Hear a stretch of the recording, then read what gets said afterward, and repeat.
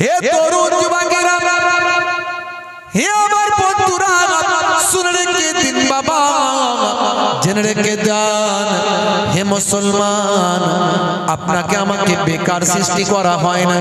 পৃথিবীর জমিনে আমার আল্লাহ আপনাকে সৃষ্টি করেছেন কেবল মাত্র আল্লাহর ইবাদতের জন্য সৃষ্টি করেছেন।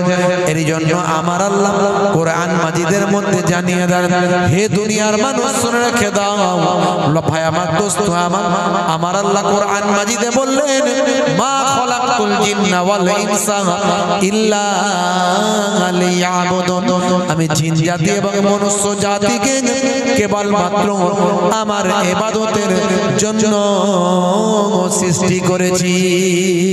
হে দুনিয়ার মানুষ শুনে রেখে দাও, জেনে রেখে দাও, তোমরা জানো তোমাদের ছেলে মেয়ে আল আওলাদ কাজ কারবার ব্যবসা বাণিজ্য মাল মাতা সংসার ধর্ম পেয়ে আমি আল্লাহ আমার ইবাদতটা ভুলে না যাও, এটাও আমার আল্লাহ কোরআন মাজিদে জানিয়ে দিলেন, ইয়া আইয়ুহাল্লাযীনা আমানু লা তুলহিকুম আমওয়ালুকুম ওয়ালা আওলাদুকুম আন যিকরিল্লাহ ওয়া মান ইয়াফআল যালিকা ফাউলাইকা হুমুল খাসিরুন। হে দুনিয়ার মানুষ, না ভুলা দে माल तुम्हारा और औलाद तुम्हारे अल्लाह की इबादत से, अल्लाह की जिक्र से ना भुला दे माल तुम्हारा और औलाद तुम्हारे। তোমরা জানো তোমাদের মাল মাতা, তোমাদের সন্তান সন্ততি, তোমাদের কাজ কারবার, তোমাদের ছেলে মেয়ে, তোমাদের আল আওলাদ, তোমাদের ব্যবসা বাণিজ্য, তোমাদের গাড়ি বাড়ি, তোমাদের জায়গা জমি, তোমাদের ঘর বাড়ি, এই সব পেয়ে যেন তোমরা আল্লাহর ইবাদতটা না ভুলে যাও। যদি তোমরা ভুলে যাও আমি আল্লাহ বলি তোমরা ক্ষতিগ্রস্তদের অন্তর্ভুক্ত হবে। এখন বলুন তো দেখি আমরা ক্ষতিগ্রস্তদের অন্তর্ভুক্ত হয়েছি না হয়নি? হ্যাঁ, কারবার করছি, ইনকাম করছি, পয়সা দেখতে পাচ্ছি না, রাত দিন যেন রোগ বেরি বালা মুসিবত লেগেই আছে, কথা ঠিক না? মনে যেন শান্তি নাই, সংসারে অশান্তি, ছেলে মেয়ে কথা শোনে না, বউ অবাধ্য হয়ে গেছে, স্বামী স্ত্রীর কথা শোনে না, সব বাপের কথা সন্তান শোনে না, বিপদ আপদ লেগে আছে। আর আপনার উপর জালেম বাদশা নিয়োগ করা হয়েছে, জালেম বাদশা নিয়োগ করে দেওয়া হয়েছে। কখনো বলছে এনআরসি হবে, কখনো বলছে এনপিআর হবে, কখনো বলছে ক্যা হবে, কখনো বলছে কু হবে, কখনো বলছে টাকা ফেরত দিতে হবে, কখনো বলছে অমুক করতে হবে, লাইনে দাঁড়াতে হবে, কখনো বলছে রেশন আধার অমুক তমুক সব লিঙ্ক করতে হবে। তারপরে শেষে বলবে সব গন্ডগোল হয়ে গেছে, চলো সব ডিটেনশন ক্যাম্পে যেতে হবে। তাহলে মনে শান্তি নাই। চারিদিকে তাকিয়ে দেখুন মুসলমান মার খাচ্ছে কেন? তার কারণটা কি? তার কারণটা হলো আমাদের মাল সম্পদ, আমাদের আল আওলাদ, আমাদের সন্তান সন্ততির কারণে আমরা আল্লাহ ভুলে গেছি। আর আল্লাহ নিজে কোরআনে বলছেন তাহলে তোমরা ক্ষতিগ্রস্ত হয়ে যাবে। এখন আমরা ক্ষতিগ্রস্ত হচ্ছি, ভালো করে ভেবে দেখুন ক্ষতিগ্রস্ত হচ্ছি। হে তরুণ যুবকেরা, হে আমার বন্ধুরা, শুনে রেখে দিন বাবা, জেনে রেখে দেন, বাপ বেটায় মিল নাই, মা বেটিতে মিল নাই, ভাই ভাইতে মিল নাই, মামা ভাগনাতে মিল নাই, পাড়া প্রতিবেশীতে মিল নাই, একে অপরের মধ্যে শান্তি নাই। এর ওপরে কেস চাপিয়ে দেয়, ওর ওপরে কেস চাপিয়ে দেয়। কাউকে আপনাকে এসে মারতে হবে না, নিজের ভাই ভাই মারামারি করে মাথা ফাটিয়ে ফেলে। ভাই কথা ঠিক না ভুল? বাইরে শত্রু মারা লাগবে না, ইহুদিরা এসে মারতে লাগবে না। ফিলিস্তিনিদেরকে ইহুদিরা মারছে, এখন ফিলিস্তিনিরা ঐক্যবদ্ধ হয়েছে। যতদিন মারেনি ততদিন নিজেরা দল ভাগ ছিল, এটা ফাতার দল, এটা হামাসের দল, এটা আরো অন্য কারো দল, এটা অমুকের দল। এখন সবাই মিলে মার খাচ্ছে, যখন সবাই এক, তখন বলছে কি সবাই এক, ভাই ভাই মারপিট করছে, চাচা ভাই ভাই, মামা ভাগ নাই। হে তরুণ যুবকেরা, আল্লাহ বললেন বান্দারে তোমরা আমার ইবাদতটা করো, আমাকে মানো, আমার নির্দেশনা মানো, তোমাদের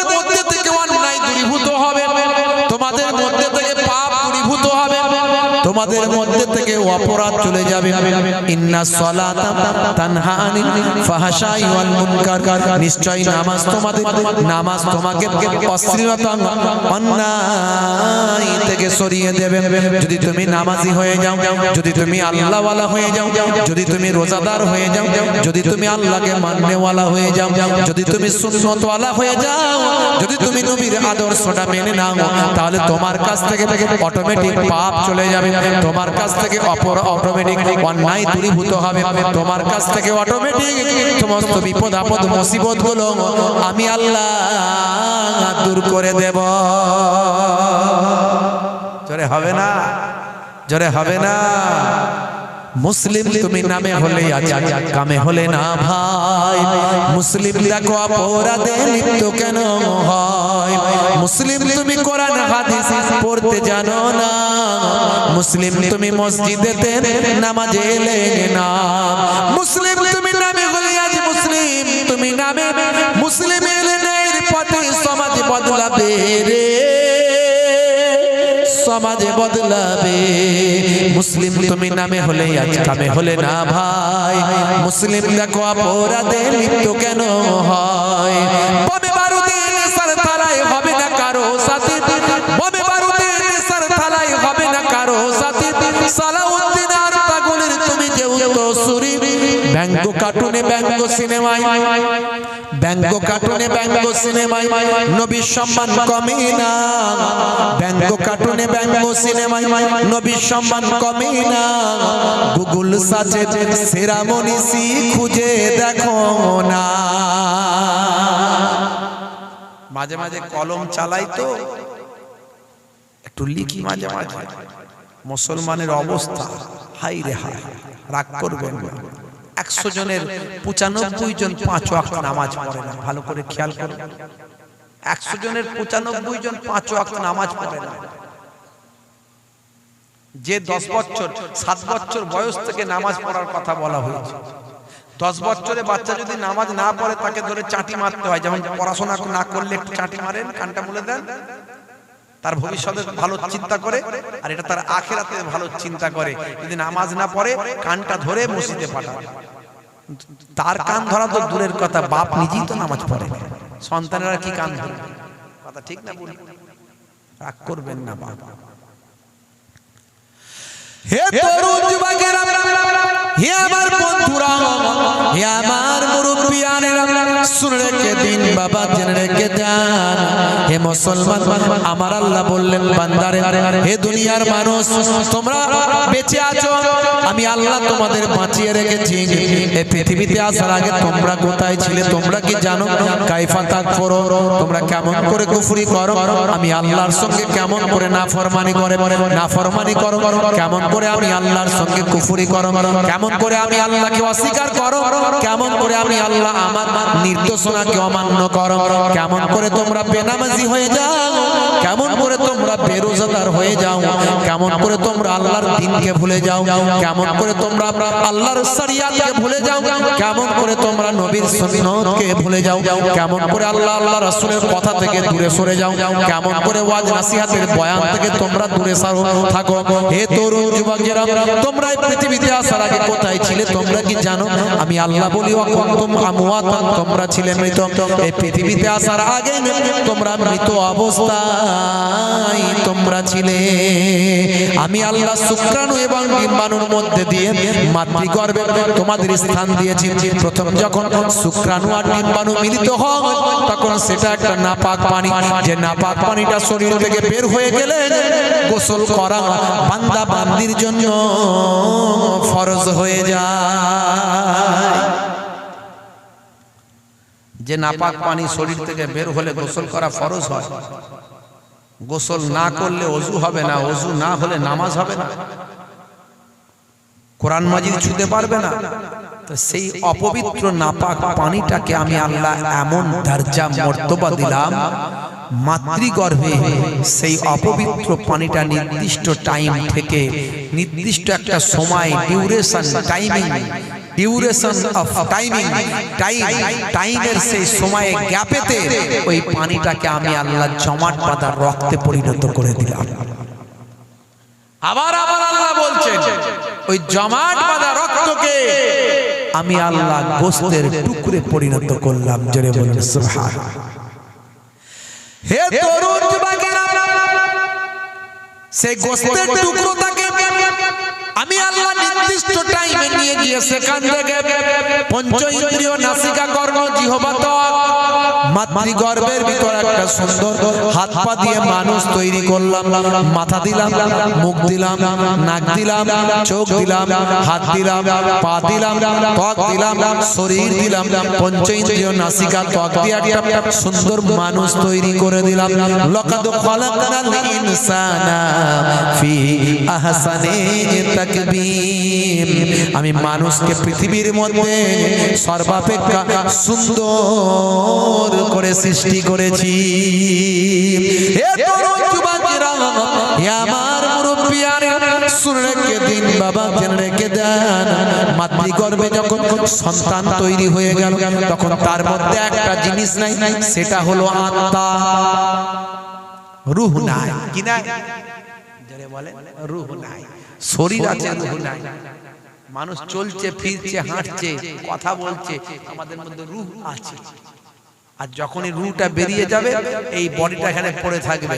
হাত থাকবে, পা থাকবে, মুখ থাকবে, চোখ থাকবে, কিন্তু চোখ দেখবে না, হাত নড়বে না, পা চলবে না, মুখ বলবে না। কথা ঠিক না? What is this? কি এটা? হোয়াট ইজ আত্মা? সেটা কি? ইউ ডেফিনেশন অফ আত্মা, রূহ, ইউ টেল মি। আপনি আমাকে বলুন দেখি যে আত্মাটা কি জিনিস, আত্মার ডেফিনেশনটা কি? কোন বিজ্ঞানী আজ পর্যন্ত দিতে পারেনি। কোন বিজ্ঞানী আজ পর্যন্ত আত্মার ডেফিনেশন দিতে পারেনি, ব্যাখ্যা দিতে পারেনি। আমার আল্লাহ মাতৃগর্ভে একজন ফারিস্তা পাঠান। ওই ফারিস্তা গিয়ে ওই যে বডিটা আছে ওই বডিটার ভিতরে রূহটাকে ফুঁক দিয়ে এমন ফুৎকার দেন যে ফুৎকারে রূহটা আল্লাহ সেই বডির ভিতরে ঢুকিয়ে দিয়ে আমার আল্লাহ মানুষটাকে, বাচ্চাটাকে হাত পা নাড়ানোর ক্ষমতা দান করে দেন। জোরে হবে না? বিজ্ঞান বলছে সর্বাপেক্ষা মাতৃগর্ভে যে ইন্দ্রিয় কাজ করে সেটা হলো কান। বিজ্ঞান আজকে গবেষণা করে বলছে মায়ের শরীরের মধ্যে সবচেয়ে আগে বাচ্চার যে ইন্দ্রিয়, যে অঙ্গটা কাজ করে সেটা হলো কান। আর 1450 বছর আগে আমার আল্লাহর কোরআন বলছে আমি তাকে প্রথমে শোনার ক্ষমতা দান করি। জোরে বলুন সুবহানাল্লাহ। আজকের সায়েন্স যেটা গবেষণায় রিসার্চ করে পাচ্ছে 1450 বছর আগে আল্লাহর কোরআন সেটা আগেই বলে দিয়েছে। আজকের বিজ্ঞান বলছে বসে পেচ্ছাপ করা ভালো, স্বাস্থ্যের জন্য উপকার। বসে পেচ্ছাপ করলে পুরো ইউরিনটা ক্লিয়ার হয়। ইউরিনাল ড্রামে প্রেসার পড়ে, পুরো ইউরিনটা, পুরো পেচ্ছাপটা ইউরিনাল ড্রাম থেকে বেরিয়ে যায়। আর যদি দাঁড়িয়ে দাঁড়িয়ে পেচ্ছাপ করা হয় তাহলে দেখা যাবে কিছু কেমন অল্প স্বল্প 2-1 ফোঁটা করে ইউরিন পেচ্ছাপ ওই ইউরিনাল ড্রামে জমতে জমতে এক সময় সেটাই স্টোনে পরিণত হয়। বসে পেচ্ছাপ করা স্বাস্থ্যের জন্য ভালো। 1450 বছর আগে আল্লাহর নবী বলছেন বসে পেচ্ছাপ করো আর পেচ্ছাপ করে পবিত্র হও, ধৌত করো। জোরে বলুন সুবহানাল্লাহ। আজকের স্বাস্থ্য বিজ্ঞানীরা বলছে ইউরিনটা, পেচ্ছাপটাও তরল বজ্র, এতে জীবাণু থাকতে পারে, তাই এটা শরীরে লাগলে, পোশাকে লাগলে স্বাস্থ্যের জন্য ক্ষতিকর, এটা ধুয়ে নেওয়া উচিত। জোরে বলুন সুবহানাল্লাহ। আল্লাহর কোরআন, রাসূলের হাদিস যা বলছে আজকের স্বাস্থ্য বিজ্ঞানীরা মেনে নিতে বাধ্য হচ্ছে। মহাকাশ থেকে শুরু করে নবমণ্ডল, ভূমণ্ডল থেকে শুরু করে যা কিছু আজকে বিজ্ঞান গবেষণা করেছে টোটাল 2%। 100% এর মধ্যে 2% গবেষণা করেছে। তাতেই আজকে বিজ্ঞানীরা মঙ্গল গ্রহে যান পাঠাচ্ছে, চাঁদে চন্দ্রাযান পাঠাচ্ছে। চাঁদে এখনো যদিও বসবাস করতে পারেনি, তবুও চাঁদে নাকি জায়গা বিক্রি হচ্ছে না, কোথায় বিক্রি হচ্ছে বলছে, অনেকে কিনেও ফেলেছে। বাপের কালে যেতে পেরেছে নাকি বলা মুশকিল, জায়গা ফাঁকা সব কিনে ফেলছে। কথা ঠিক না? হ্যাঁ, লোকে তো বলবে এখন চাঁদে জায়গা কিনেছে, এই লোকের কথা শোনার জন্য ফর্ম ফিল আপ করে জায়গা কিনে ফেলছে। এখনো চাঁদে কি আছে, কি হয়েছে না হয়েছে টোটাল এখনো আবিষ্কার হয়নি। মঙ্গল গ্রহে এখনো থাকার মতো পরিবেশ তৈরি হয়েছে কিনা আবিষ্কার হয়নি। তাহলে এই সব কিছু এত কিছু করেও মাত্র 2%, এখন 98% আবিষ্কার হয়নি। বিজ্ঞানীরা গবেষণা করেছে big bang theory, big bang theory. সেই থিওরিতে বলছে এই নবমণ্ডল, ভূমণ্ডল, আকাশ, পাহাড়, জমিন যা কিছু দেখছেন এটা আসলে ছিল একটা বিন্দু, একটা বিন্দু। এই বিন্দু থেকে সবকিছু সিন্ধু তৈরি হয়েছে, বিন্দু। এটাকে বলছে বিগ ব্যাং থিওরি। বলছে এই বিন্দুর উপরে বিস্ফোরণ হলো, বিস্ফোরণ। এই বিন্দুর উপরে বিস্ফোরণ হলো, বিস্ফোরণ হওয়ার সঙ্গে সঙ্গে ভাই আমার এটা বিচ্ছুরিত হয়ে গেল, ছড়িয়ে ছিটিয়ে গেল। আকাশটা আকাশে চলে গেল, চাঁদটা সেখানে চলে গেল, সূর্যটা সেখানে চলে গেল, জমিনটা জমিনে চলে গেল, পাহাড় পর্বতগুলো সেখানে গিয়ে দাঁড়িয়ে গেল। কে বলছে? বিজ্ঞান বলছে। আবার এমন একটা সময় আসবে যখন, এমন একটা সময় আসবে যখন এই আকাশ, পৃথিবী, জমিন, সূর্য, চাঁদ সব একত্রিত হয়ে একটা বিন্দুতে আবার ফিরে চলে আসবে। এটার নাম বলছে বিগ ব্যাং থিওরি। সূরা আম্বিয়া খুলে দেখুন, কোরআন মাজিদ। আমার আল্লাহ 1450 বছর আগে এই বিগ ব্যাং থিওরি সেদিন জানিয়ে দিয়েছে। আমার আল্লাহ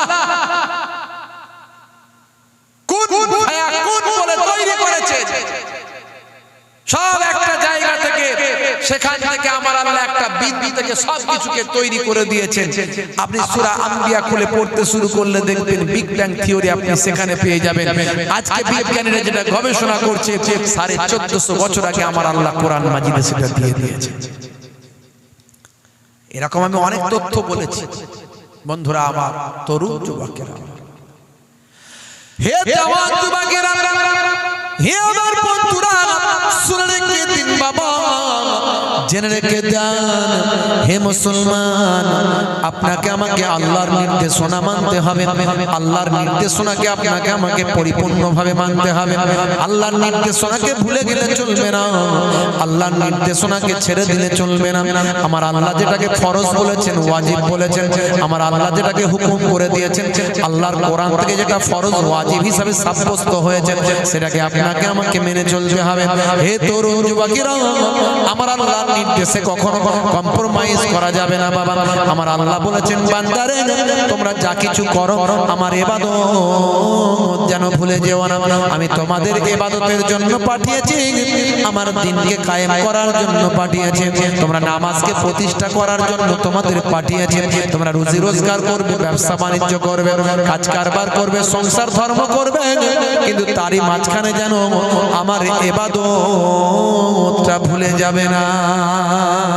হে তরুণ যুবকেরা, হে আমার মুরব্বিয়ানেরা, শুনে রেখে দিন বাবা, জেনে রেখে দেন আল্লাহর ওলি বান্দারা সব কিছু করেছেন বাবা, সংসার ধর্ম করেছেন, ব্যবসা বাণিজ্য করেছেন, কাজ কারবার করেছেন, কিন্তু তারই মাঝখানে তারা আল্লাহর ইবাদতটা ভুলে যান না। ওলিয়া উলিয়ারা ইবাদত করে আল্লাহর ওলি হয়েছে। এই জন্য ওলিদের বয়ান আমরা কোরআনে পাই। ওলিদের বয়ান কোথায় পাই? কোরআন মাজিদে পাই আমরা। কোরআন মাজিদে আমার আল্লাহ জানিয়ে দিয়েছেন বহু জায়গাতে, ইয়া আইয়ুহাল্লাযীনা আমানুত্তাকুল্লাহ ওয়া কুনু মা'আস সাদিকিন। হে বিশ্বাসী বান্দারা, তোমরা আমি আল্লাহকে ভয় করো এবং সত্যবাদীদের সঙ্গী হও। সত্যবাদী কারা? আমরা পুরোপুরি সত্যবাদী হতে পেরেছি? জীবনে মিথ্যা কথা একটা বলেন না? আমরা বলি না জীবনে? মিথ্যা কথা বলা মহাপাপ। যা বলেছেন বলেছেন, আর বলবেন না। ওয়া ইস্তানিবু কাউলা যুর, তোমরা মিথ্যা থেকে পরহেজ করো, মিথ্যা থেকে দূরে সরে যাও। আল্লাহর কোরআন। তো সত্যবাদী কারা? সত্যবাদী হলো আল্লাহর মাহবুব বান্দা, ওলি বান্দারা। জোরে বলেন সুবহানাল্লাহ। হে তরুণ যুবকেরা,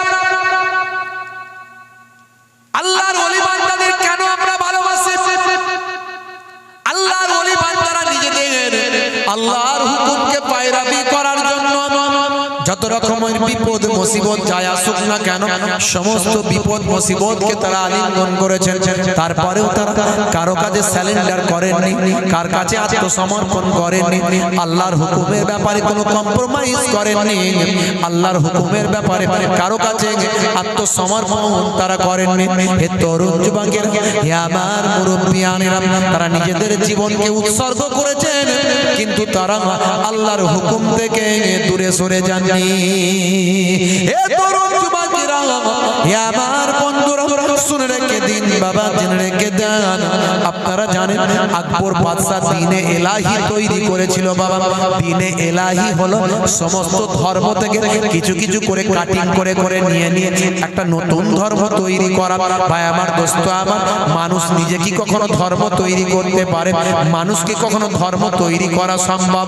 ধর্ম তৈরি করা মানুষের দ্বারাই সম্ভব নয়। ধর্মের উদ্দেশ্য হলো শান্তি প্রতিষ্ঠা করা। মানুষ কি কখনো শান্তির নিদর্শন দিতে পারে? আজকে যেটা মানুষ মনে করবে এই নিয়মটা মেনে চললে শান্তি হবে, সেটা আজ থেকে 50 বছর পর সেই নিয়মটা বদলে যেতে পারে। কিন্তু কেবলমাত্র মহান আল্লাহ সৃষ্টিকর্তা যিনি একটা ধর্ম দেবেন, তিনি ভালো করে জানেন 50 বছর পরে কি হতে পারে, 100 বছর পরে কি হতে পারে, 1000 বছর পরে কি হতে পারে। আল্লাহর বিধান যদি মেনে চলে মানুষ, তাহলে কোটি কোটি বছর গেলেও শান্তি বজায় থাকবে। এরই জন্য আল্লাহ বলছেন, বান্দারে শুনে রেখে দাও, কোরআন মাজিদে জানিয়ে দেওয়া হয়েছে, ইন্নাদ দীনা ইনদাল্লাহিল ইসলাম, আমি আল্লাহ আমার মনোনীত ধর্ম হলো ইসলাম।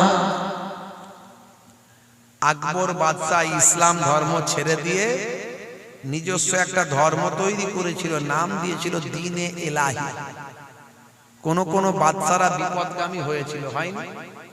আবার কোন কোন বাদশারা আল্লাহর নির্দেশনাকে খুব ভালো করে মজবুত করে মেনেছিল। জোরে বলুন সুবহানাল্লাহ।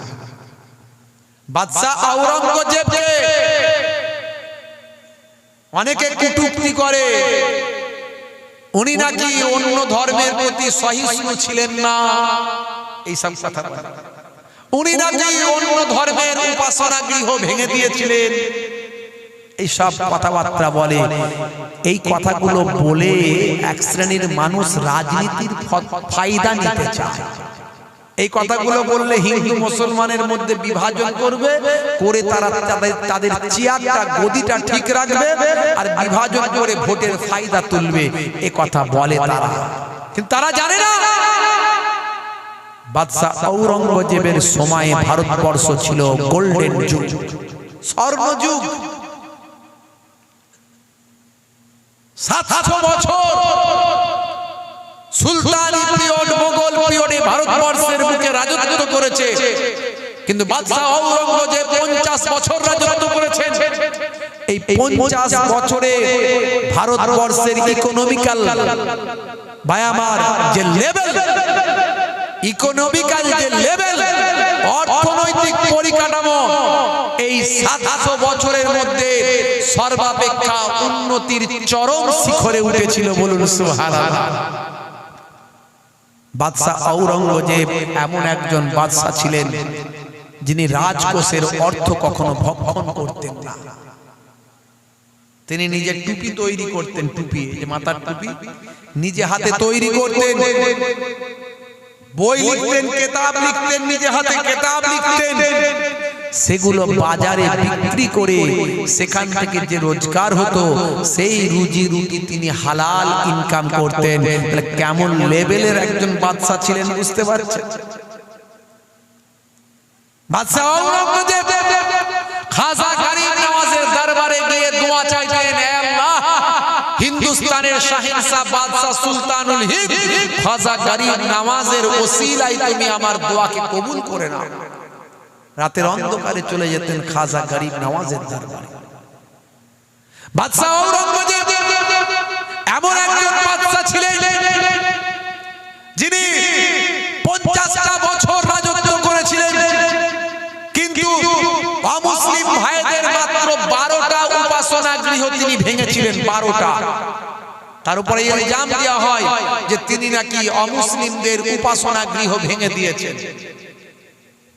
যে 12টা উপাসনা গৃহ ভেঙেছিল তাতে রাজনৈতিক কারণ ছিল এবং অন্যান্য কারণ ছিল।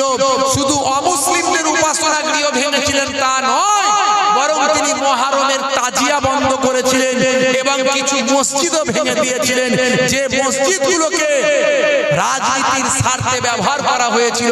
মসজিদের তলায় ভাই আমার কিছু লুকানো জিনিস রাখা হয়েছিল। এইরকম ভাই আমার অমুসলিম ভাইদের উপাসনা গৃহের তলাতেও কিছু অনৈতিক কাজ হওয়ার কারণে যে সেই সময় তিনি 12টা উপাসনা গৃহ ভেঙেছিলেন।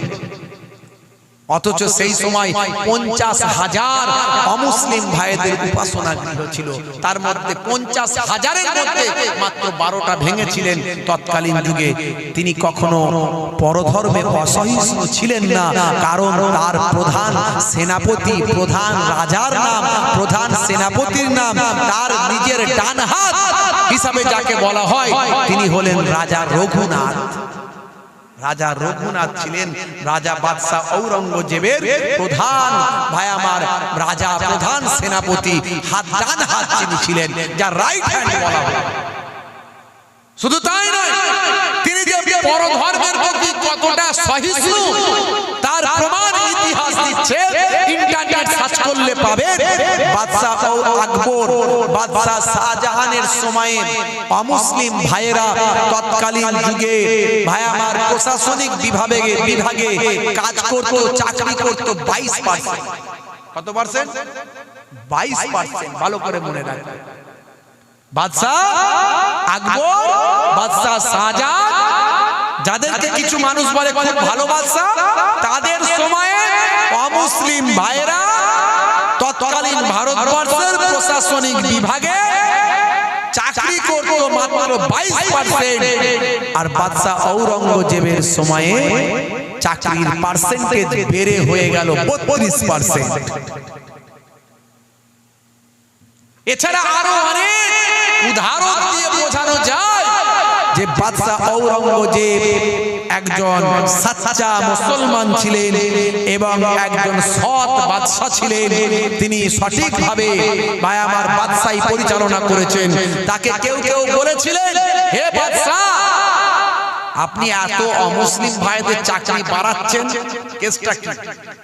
তখন তিনি বলেছিলেন, দেখো, আমি কাজের জায়গায় কাজ দেখি, ধর্মের জায়গায় ধর্ম, ধর্ম আর কাজকে এক করে ফেলেনি, ধর্ম আর রাজনীতিকে এক করে ফেলেনি, ধর্ম আর ব্যবসাকে এক করে ফেলেনি।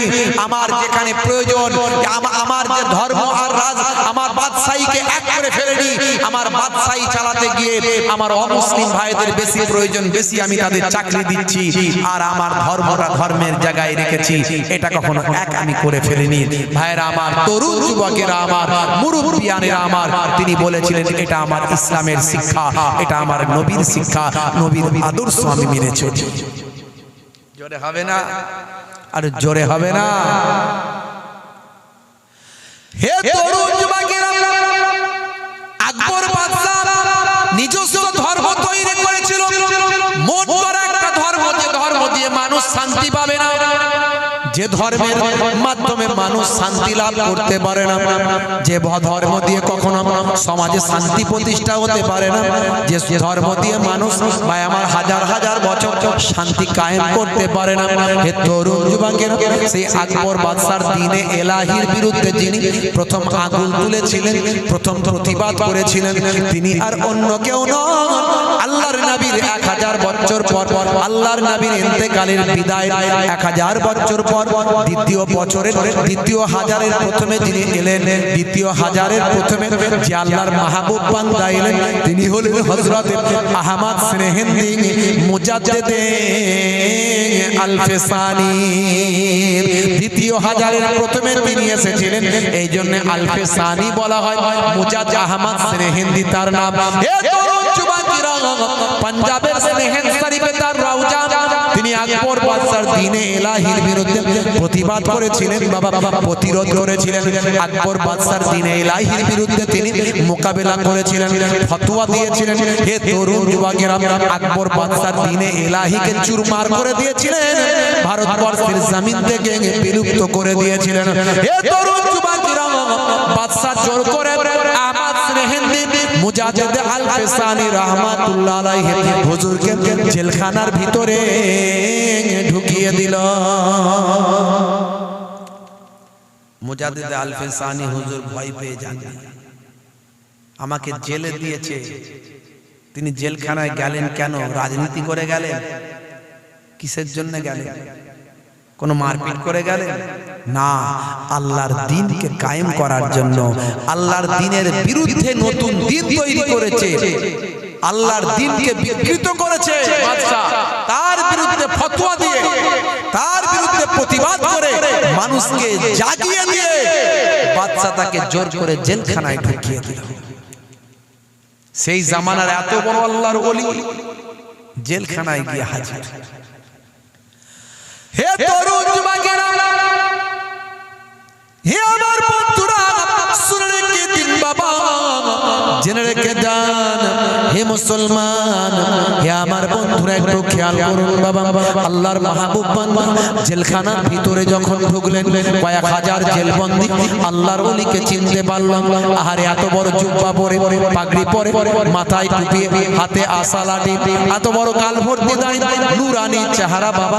হে তরুণ যুবকেরা, এই মানুষটা তো কখনো খুন করে জেলখানার ভিতরে ঢুকতে পারে না, এই মানুষটা কখনো চুরি করতে পারে না, এই মানুষটা কখনো চিন্তায় করতে পারে না। মানুষের চেহারা দেখলে বোঝা যায়। কয়েক হাজার জেলবন্দি বলল, হুজুর ব্যাপারটা কি? আপনাকে বাদশা জেলখানায় কেন পাঠালো? আমরা না হলে চুরি করেছি, আমরা না হলে মার্ডার করেছি, আমরা না হলে অন্যায় করেছি, অবিচার অত্যাচার করেছি, আমরা না হলে অশ্লীল কাজ করেছি, আমরা জেলখানায় এসেছি। কিন্তু আমাদের বিশ্বাস হয় আপনি কখনো অপরাধ করতে পারেন না। আপনার মতো এত বড় আলেম, এত বড় আল্লাহর ওলি কখনো অন্যায় কাজ করতে পারেন না। আল্লাহর ওলি হযরতে মুজাদ্দিদ আল ফিসানি সেই সময় বলেছিলেন, হে বাবারা, জেলখানার কয়েদি বন্দীরা শুনে রেখে দাও, জেনে রেখে দাও, বাদশা আমাকে নাহক করে জেলখানায় ঢুকিয়ে দিয়েছে। বাদশা আমাকে নাহক করে জেলখানায় ঢুকিয়েছে। কেন হুজুর? না, বাদশা একটা ধর্ম তৈরি করেছে, আমি সেই ধর্মের বিরুদ্ধে কথা বলেছি। বাদশা আমার ইসলামকে নিয়ে বিকৃত করেছে, আমার ইসলামের মধ্যে থেকে কিছুটা নিয়ে আরো কিছু কিছু এদিক ওদিক থেকে নিয়ে একটা নতুন ধর্ম তৈরি করেছে, আমি তার বিরোধিতা করেছি। এই জন্য বাদশা আমাকে জেলখানায় ঢুকিয়েছে। হে তরুণ যুবকেরা, হে আমার বন্ধুরা, আল্লাহর মাহবুব বান্দা বাবা, আল্লাহর ওলি বান্দা জেলখানার কয়েক হাজার বন্দীদের বলতে লাগলেন, হে জেলখানার বন্দীরা শুনে রেখে দাও, আজকে আমি আহমদ স্নেহেন্দি মুজাদ্দিদ আল ফিসানি যদি জেলখানার বুকে না ঢুকতাম, তাহলে তোমাদের মতো কয়েক হাজার জেলবন্দীদের সঙ্গে আমার মোলাকাত হতো না। যদি আমি আজকে জেলখানার ভিতরে না ঢুকতাম, তাহলে তোমাদের মতো কয়েক হাজার জেলবন্দীদের সঙ্গে তোর মোলাকাত হতো। তাই আমার আল্লাহ যেটা করেন বান্দার জন্য কি করেন? জোরে বলেন, ভালোই করেন। এতদিন বাইরে হেদায়েত করেছি, এবারে জেলখানার ভিতরে এসে হেদায়েত করব। জোরে বলুন সুবহানাল্লাহ। জোরে হবে না? আল্লাহর আলেম বান্দারা, ওলি বান্দারা যেখানে থাকেন, যেখানেই যান, সেখানেই তারা হেদায়েতের কাজে লেগে যায়। যতই মাটি শক্ত হোক, যতই মাটি শক্ত হোক, এটা সুন্নতে নববী। এটা কি সুন্নতে নববী? আমার নবী তায়েফের মাটিতে গিয়ে হেদায়েত করতে গিয়েছিলেন, নবীর শরীরের রক্তে মাটি লাল হয়েছিল। কথা ঠিক না ভুল? তায়েফের মাটি শক্ত, মানুষ এত গোমরা, এত মানুষ বেঈমান যে আমার নবীকেও তারা চিনল না, মারলো। তবুও নবী ভেঙে পড়েছিলেন, হেদায়েত করা বন্ধ করেছিলেন? করেননি। কারণ এই অর্ডারটা কার? ফাযাক্কির ফাইন্না যিকরা তানফাউল মুমিনিন। হে আমার নবী, আপনি বলতে থাকুন, আপনি হেদায়েত করতে থাকুন, মুমিনরা, মুমিনদের জন্য আপনার হেদায়েত করাটা উপকারে লাগবে। জোরে বলুন সুবহানাল্লাহ। জোরে হবে না? ওলি রাজাই বলে বই খুলে খুলে, পাপ হতে আই তোরা আই বহুদূর, পাপ হতে আই তোরা আই বহুদূর, পাপ হতে আই তোরা আই বহুদূর। ওলি রাজাই বলে বই খুলে খুলে পাপ হতে আই তোরা আই বহুদূর। এখনো কোরআনি বাণী যাই বয়ে যায়, এখনো হাদিসি বাণী যাই বয়ে যায়, এখনো কোরআনি বাণী যাই বয়ে যায়, এখনো হাদিসি বাণী যাই বয়ে যায়। প্রভুর সৃষ্টিতে রহমতি সৃষ্টিতে দূর হতে আই তোরা আই বহুদূর। পাপ হতে আই তোরা আই বহুদূর, পাপ হতে আই তোরা আই বহুদূর। বলুন না সুবহানাল্লাহ। আমাদেরকে পাপ থেকে সরে আসতে হবে, অপরাধ থেকে সরে আসতে হবে, অন্যায় থেকে সরে আসতে হবে। হে তরুণ যুবকেরা, আল্লাহর ওলিরা কত ঘাত প্রতিঘাত সহ্য করেছেন আল্লাহর দ্বীনের জন্য, নামাজকে কায়েম করার জন্য। জেলখানায় চলে গেলেন হযরতে আহমদ মেহেন্দি মুজাদ্দিদ আল-ফেসানি। আর আজকে আমরা দুনিয়ার জমিনে আরাম আয়েশে ঘুরে বেড়াই, আমরা ছেলে মেয়ে বিবি বাচ্চা আওলাদ নিয়ে সুখের সংসারে আছি বাবা, কিন্তু আল্লাহর শুকরিয়া আদায় করে নামাজ পড়ি না। 5 ওয়াক্ত নামাজ যেটা ফরজ সেটাও ছেড়ে দিয়েছি বাবা। নামাজের সময় হলে বলি কাজ আছে, কিন্তু কাজটা আমার কাছে ইম্পর্টেন্ট হলো, নামাজটা ইম্পর্টেন্ট হলো না। কিন্তু মনে রাখবেন, নামাজটা যদি আপনার কাছে ইম্পর্টেন্ট হয়ে যেত, নামাজটা যদি আপনার কাছে মূল্যবান হয়ে যায়, আমার আল্লাহ আপনার জীবন জিন্দেগিকে কামিয়াবি দেবেন। এটা আজানের মধ্যে আমার আল্লাহ মুয়াজ্জিনকে দিয়ে ঘোষণা করে দেয়। মুয়াজ্জিন ঘোষণা করে, কি বলে? হাইয়া আলাস সালাহ,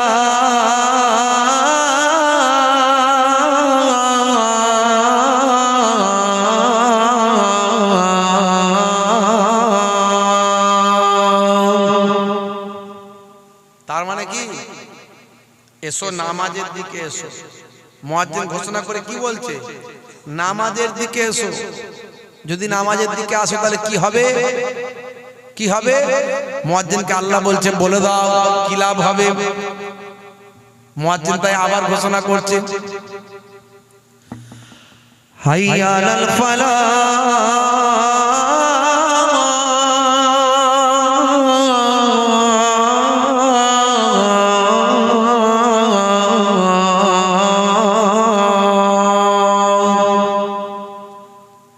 যদি নামাজের দিকে আসো আমি আল্লাহ তোমাকে কামিয়াবি দান করে দেব। জোরে হবে না? যে বান্দা আজান শুনে আজানের জবাব দেবে। মুসলমানের ছেলেরা ফ্রি ফায়ার গেম খেলে, ঢিডি, যে আজান হচ্ছে হাইয়া আলাস সালাম, এই সাউন্ডটা কমার, এই সাউন্ডটা কমা, অমনি সাউন্ডটা কমিয়ে দিল। গেম খেলা বন্ধ করেন, ও চালাচ্ছে। যে গান শোনে, ভিডিও দেখে, ভিডিও গান সিনেমা মোবাইলে, এই আজান হচ্ছে সাউন্ডটা কমারে, সাউন্ডটা কমিয়ে দিল, কিন্তু দেখা বন্ধ করে না। যে টিভি দেখছে, টিভির সিরিয়াল দেখছে, মায়েরা বোনেরা, অমনি যে আজান হচ্ছে সঙ্গে সঙ্গে বলছে, এই ফুলপুসির মা তাড়াতাড়ি ভলিউমটা কমিয়ে দে, টিভি আজান হচ্ছে শুনতে পাসনি। অমনি টিভির ভলিউমটা কমিয়ে দিল, কিন্তু টিভির দিক থেকে চোখ হাটাই নাই, টিভি দেখা বন্ধ হয় নাই। কথা ঠিক না ভুল? মায়েরা আবার মাঝে মাঝে দেখা যায় আজান হলে কি বলে, এই কই রে কেলোর মা, তাড়াতাড়ি তো মাথা কাপড় আজান হচ্ছে, দেখতে পাই না আজান হচ্ছে। মানে আজান হলে মাথায় কাপড় দিতে হয়, ওটা বোঝে, আর কিছু বোঝে না। না না না, আজান হলে দুনিয়ার সমস্ত কথাবার্তা বন্ধ করে দাও। অনেকে যখন ওয়াজ হয় বলে, হুজুর আজান হচ্ছে, আওয়াজ বন্ধ করুন, হুজুর আজান হচ্ছে, আওয়াজ বন্ধ করুন। যেটা চলবে সেটাকে বন্ধ করে দাও। আজান হলে ওয়াজ যদি করা হয়, আল্লাহ রাসূলের কথা হলে মাসালা হচ্ছে, চলতে পারে, অসুবিধা নাই, গুনাহ হবে না। কোরআন হাদিসের কথা আজানের সময়ও চলতে পারে, কিন্তু ওটাকেই লোকে বলে হুজুর আজান হচ্ছে, বন্ধ করুন হুজুর, বন্ধ করুন। আজান হচ্ছে, ওয়াজ বন্ধ করে দিল, কিন্তু এরপর চেঁচামেচি, ওই কেলো এদিকে আয়, ওই অমুক কর, এই সেটা কর, ওরা নিজেরা চিৎকার চেঁচামেচি করছে, সেটা বন্ধ করে না, ওয়াজ বন্ধ করে দিয়েছে। কথা ঠিক না? রাগ করবেন না বাপ। আর আমার মায়েরা মনে করে মনে আজান হলে মাথায় কাপড় দেওয়াটার কথাই বলা হয়েছে। এই মাথায় কাপড় দিয়ে আজান হচ্ছে, শুনতে পাচ্ছেন? সব মাথায় কাপড় দিয়ে বসবে, এতক্ষণ মাথার চুল খোলা। রাগ করবেন না বাপ। হে তরুণ যুবকেরা, কথাই কথা বেড়ে যায়। মায়েদের কথা যখন বলেছি শুনে রেখে দেন। হে আমার মায়েরা, হে আমার বোনেরা, শুনে রেখে দিন বাবা, জেনে রেখে দিন বাবা। হে মুসলমান, একটুখানি লক্ষ্য করুন। আল্লাহর নবী আল্লাহর রাসূল মেরাজে যখন গিয়েছিলেন, হে তরুণ যুবকেরা, হে আমার মুরব্বিয়ানেরা, সেখান থেকে ফিরে এসেছিলেন। জান্নাত জাহান্নাম আমার নবীকে আমার আল্লাহ দেখিয়েছিলেন। হে তরুণ যুবকেরা, হে আমার মুরব্বিয়ানেরা, শুনে রেখে দিন বাবা, জেনে রেখে দিন বাবা। অনেকগুলো হাদিসকে একত্রিত করলে পাওয়া যায় মহিলারা, মায়েরা বাবা, হে মায়েরা, মেয়েরা, শুনে রেখে দেন। আল্লাহর নবী 6 ধরনের নারীর আযাবটা জাহান্নামায় দেখেছিলেন। যখন জাহান্নামা আযাব শাস্তিগুলো দেখানো হয়, তখন নারীদের 6টা ধরনের নারীর শাস্তি তিনি দেখেছিলেন। বিভিন্ন হাদিসকে যদি একত্রিত করা হয়, আর যদি সুদূর হযরতে ইমাম হযরতে আলী মুর্তজা কারামুল্লাহ তাআলা আনহু আলী মুর্তজা কারামুল্লাহ ওয়াজহু এবং আম্মা জান ফাতেমা যখন রাসূল করিম সাল্লাল্লাহু আলাইহি ওয়াসাল্লামের কাছে গেলেন, তখন তিনি নারীদের সম্পর্কে বলতে গিয়ে আল্লাহর নবী 6 ধরনের নারীর কথা বললেন, যে 6 ধরনের নারীকে মেরাজে তিনি শাস্তি হতে দেখেছিলেন। অন্যান্য আনুষঙ্গিক হাদিসগুলোকে একত্রিত করলে এটা প্রমাণিত হয়। যদি এটা সহি সনদ না পাওয়ার কারণে অনেকে এটাকে দুর্বল মনে করে।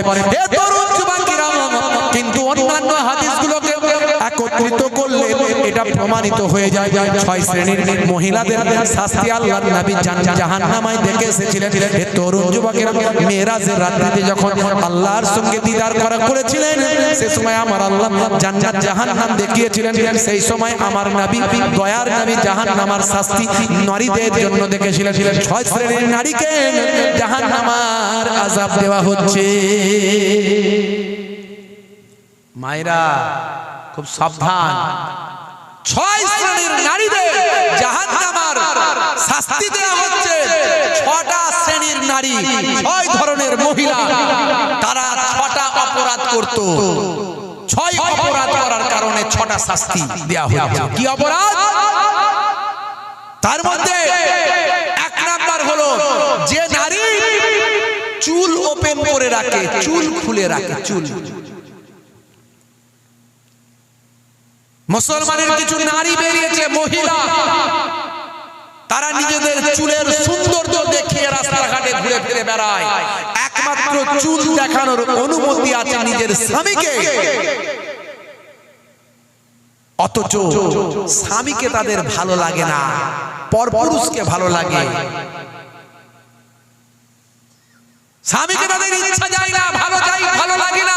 স্বামীর সামনে সৌন্দর্য প্রকাশ করবে এটা ইচ্ছা যায় না। দেওরের সামনে বেশি ফিটফাট ফুটখাট, সর্বনাশ। চাচতো ভাই, বাবুতো ভাই এসেছে, তাই বৌমার মনে কি খুশি, কি আনন্দে পরিপূর্ণ হয়ে যায়। হাই রে হাই, রাগ করবেন না ভাই। স্বামী আমার মরুকে যাক, দেওর আমার থাক। চুলটা ওপেন খুলে খুলে দেখিয়ে দেখিয়ে ঘুরে বেড়ায়, চুলের সৌন্দর্যের বহিঃপ্রকাশ করে। নবী বলেন,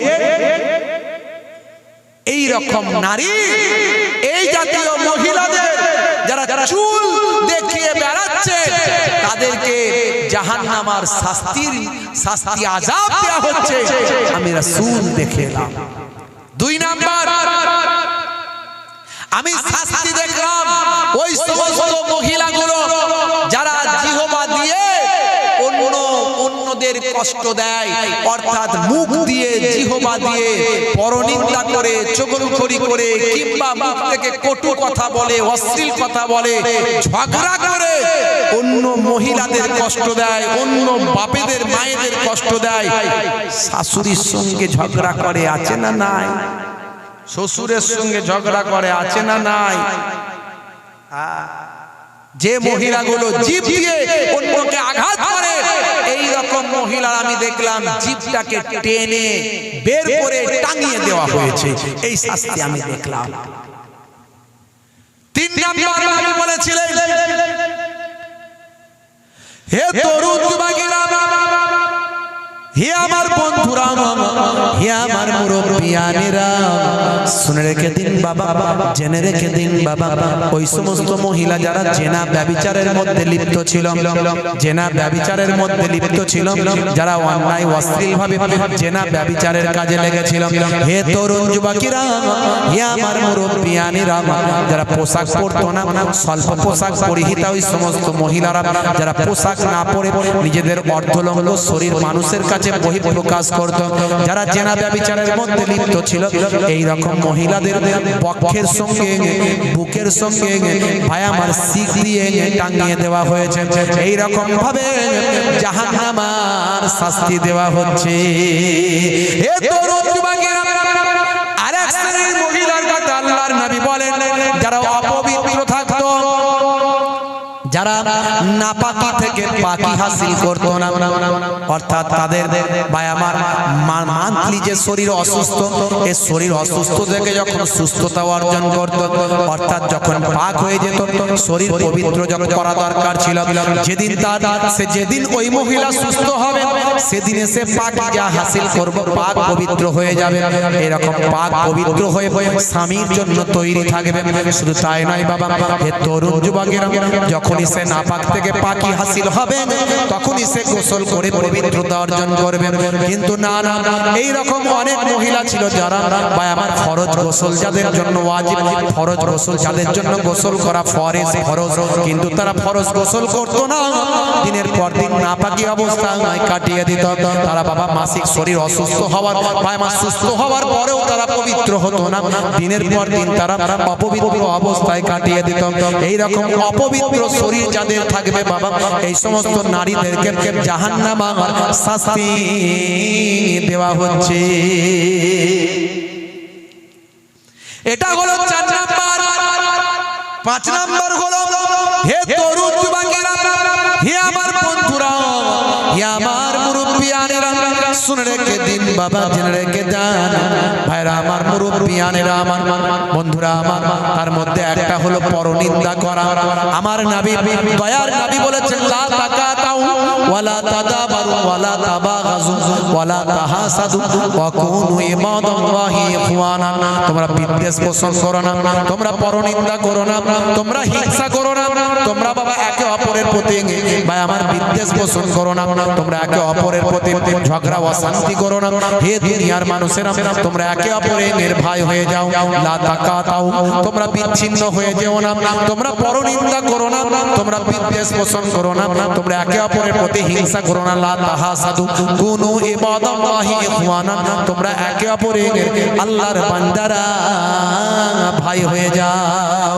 কিন্তু এক শ্রেণীর মহিলা যারা পরনিন্দা করত, পরনিন্দা চগলখড়ি আছে না নাই, এর কথা ওকে লাগিয়ে দেওয়া, তার কথা তাকে লাগিয়ে দেওয়া, এক শ্রেণীর মহিলারা করে। বুঝতে পারছেন? এই ঘরের খবর ও ঘরের বউকে বলে, ও ঘরের খবর সেই ঘরের বউকে বলে। বিশ্বনবী বলেন, এই রকম পরনিন্দাকারী চগলখড়ি অন্য জায়গায় হাদিসের মধ্যে বলেছেন, তোমরা কি চাও তোমরা তোমাদের মৃত ভাইয়ের গোশত খেতে পছন্দ করো? যারা মৃত ভাইয়ের গোশত খেতে পছন্দ করে তারাই তো চগলখড়ি করে। যে বান্দা চগলখড়ি করবে, পরনিন্দা করবে, এর কথা ওকে বলাবেন, ওর কথা ওকে বলবেন, সে যেন তার মৃত ভাইয়ের গোশত ভক্ষণ করলাম। শুধু তাই নয়, আল গীবাতু আসাদ্দু মিনাজ জিনা, গীবত করা জিনার থেকেও মহাপাপ। হে তরুণেরা, যুবকেরা, হে ছেলেরা, মেয়েরা, আল্লাহর নবী সোনার জবানে জানিয়ে দিলেন, এক শ্রেণীর মহিলা যারা দুনিয়ার জমিনে পরনিন্দা করত, চগলখড়ি করত, তাদের আমি মেরাজে গিয়ে জাহান্নামের শাস্তি ভক্ষণ করতে আমি দেখে এলাম। হে তরুণ যুবকেরা, হে আমার বন্ধুরা, আল্লাহর নবী 6 নম্বরে বললেন যে সমস্ত মহিলারা হিংসা করে, হিংসা আছে না নাই? এক শ্রেণীর মহিলা অন্য মহিলাদের হিংসা করে, ছোট বউয়ের স্ত্রী বড় বউয়ের স্ত্রীর উপর হিংসা করে, বড় বউয়ের স্ত্রী ছোট বউয়ের স্ত্রীর উপর হিংসা করে। কেন? বড় বউয়ের একটু ইনকাম, বড় ভাইয়ের একটু ইনকামটা বেশি, তার বউ একটু ভালো ভালো পোশাক পরিচ্ছদ পরে। ছোট ভাইয়ের ইনকামটা কম, তার বউ অত ভালো ভালো জিনিস হয়তো পায় না, এই দেখে হিংসা। কিংবা বড় বউ দেখছে যে আমার অনেক কিছু আছে, ছোট বউকে দেখাচ্ছে, দেখেছিস কি কিনেছি, দেখেছিস আজকে আমার এসি এলো, আজকে আমার ফ্রিজ এলো। হে তরুণ যুবকেরা, হে আমার বন্ধুরা শুনে রেখে দেন, হে মায়েরা, নারীরা, ভাইয়েরা, বোনেরা শুনে রেখে দেন। আল্লাহর নবী বলেন, যে বান্দা বান্দি আমি দেখলাম মেরাজে গিয়ে এক শ্রেণীর মহিলাকে শাস্তি দেওয়া হচ্ছে। আমি জিজ্ঞাসা করলাম এদের কেন শাস্তি দেওয়া হয়? সেই সময় বলা হলো এরা দুনিয়ার জমিনে একে অপরের প্রতি হিংসায় লিপ্ত ছিল, এর জন্য আমার আল্লাহ এদের জাহান্নামের শাস্তি ভক্ষণ করাচ্ছে। হে তরুণ যুবকেরা, হে আমার বন্ধুরা, হে নারীরা, মায়েরা শুনে রেখে দেন, আপনারা হেদায়েত হতে হবে, আপনাদের পর্দার মধ্যে থাকতে হবে, স্বামীর নির্দেশনা মানতে হবে, স্বামীর জন্য নিজেকে প্রস্তুত রাখতে হবে। স্বামী যেন না বলে আমার স্ত্রী আমার কথা শোনে না, যতটুকু সৌন্দর্য সবকিছু স্বামীর সামনে দেখাতে হবে। পরপুরুষের থেকে হেফাজতে চলতে হবে, বাইরে বেরোলে মোটা কাপড় মোটা পর্দা গায়ে দিয়ে বেরোতে হবে। মনে রাখবেন মোবাইলের যেমন কভার লাগাতে হয়, মোবাইলের স্ক্রিনটা ফেটে যাবে ভাই, 20,000 টাকার মোবাইল কিনলে একটা ভালো কভার কিনতে হয়। কিন্তু মনে রাখবেন মায়েরা, নারীরা, আপনাদেরকে আমার আল্লাহ এত মূল্যবান বানিয়েছেন, যার জন্য বাইরে বেরোলে বোরকা পরতে হয়। বলবেন হুজুর আমাদের এত বাধা বিপত্তি কেন, এত আমাদেরকে কেন এইভাবে চলতে হবে? ছেলেরা যেমন ইচ্ছা চলে আমরা কেন পারি না? তার কারণটা কি ভাই? সোনা বাড়িতে যখন সোনা আপনি রাখেন, ফাঁকায় রাখেন না ঢাকায় রাখেন? জোরে বলেন। বাড়িতে সোনা যখন রাখেন ফাঁকায় রাখেন না ঢাকায়? ভালো করে ঢেকে তালা 3টে মেরে যেন কেউ না টের পায়, কারণ সোনা বলে কথা, চুরি করলে 1 লাখ টাকা রাখলে ভালো করে চিন্তা করছেন কেউ না বুঝতে পারে। তাহলে সোনার অনেক মূল্য, টাকার অনেক মূল্য, ওটা দামি বলে ঢাকা দিয়ে রাখছেন, আর দামি না হলে ফাঁকা রাখতেন। কে নিল আর এলো যায় আসে না। নারীদেরকে আমার আল্লাহ সোনার থেকে বেশি মূল্যবান বানিয়েছেন, নারীদেরকে আমার আল্লাহ টাকার থেকে বেশি মূল্যবান বানিয়েছেন। কারণ এই নারীদের পেট থেকে আমার আল্লাহ নবী বানিয়েছেন, নারীদের পেট থেকে আমার আল্লাহ ওলি বানিয়েছেন, নারীদের পেট থেকে আমার আল্লাহ ডাক্তার, ইঞ্জিনিয়ার, মাস্টার, আলেম, ওলামা বানিয়েছেন। নারীরা নবী না হলেও নবীদের জননী আমার আল্লাহ করেছেন। হে নারীরা, হে মায়েরা শুনে রেখে দেন, আমার আল্লাহ আপনাদের কত সম্মান দিয়েছেন, ইজ্জত দিয়েছেন, আপনি জানেন না মা, জানেন না। হে দুনিয়ার সন্তান সন্ততিরা, দুনিয়ার সন্তান সন্ততিদের উপর, দুনিয়ার ছেলে মেয়েদের উপর আমার আল্লাহ, আমার নবী নির্দেশ দিয়েছেন, যাও যাও যাও, তোমার মায়ের সম্মান করো, তোমার মায়ের ইজ্জত করো, কারণ তোমার মায়ের পায়ের তলায় তোমার জান্নাত। হে মায়েরা, নারীরা শুনে রেখে দেন, মা আল্লাহ আপনাদের এত ইজ্জত দিয়েছেন যে মায়েদের পায়ের তলায় আমার আল্লাহ জান্নাত বানিয়েছে। জোরে হবে না? জোরে হবে না।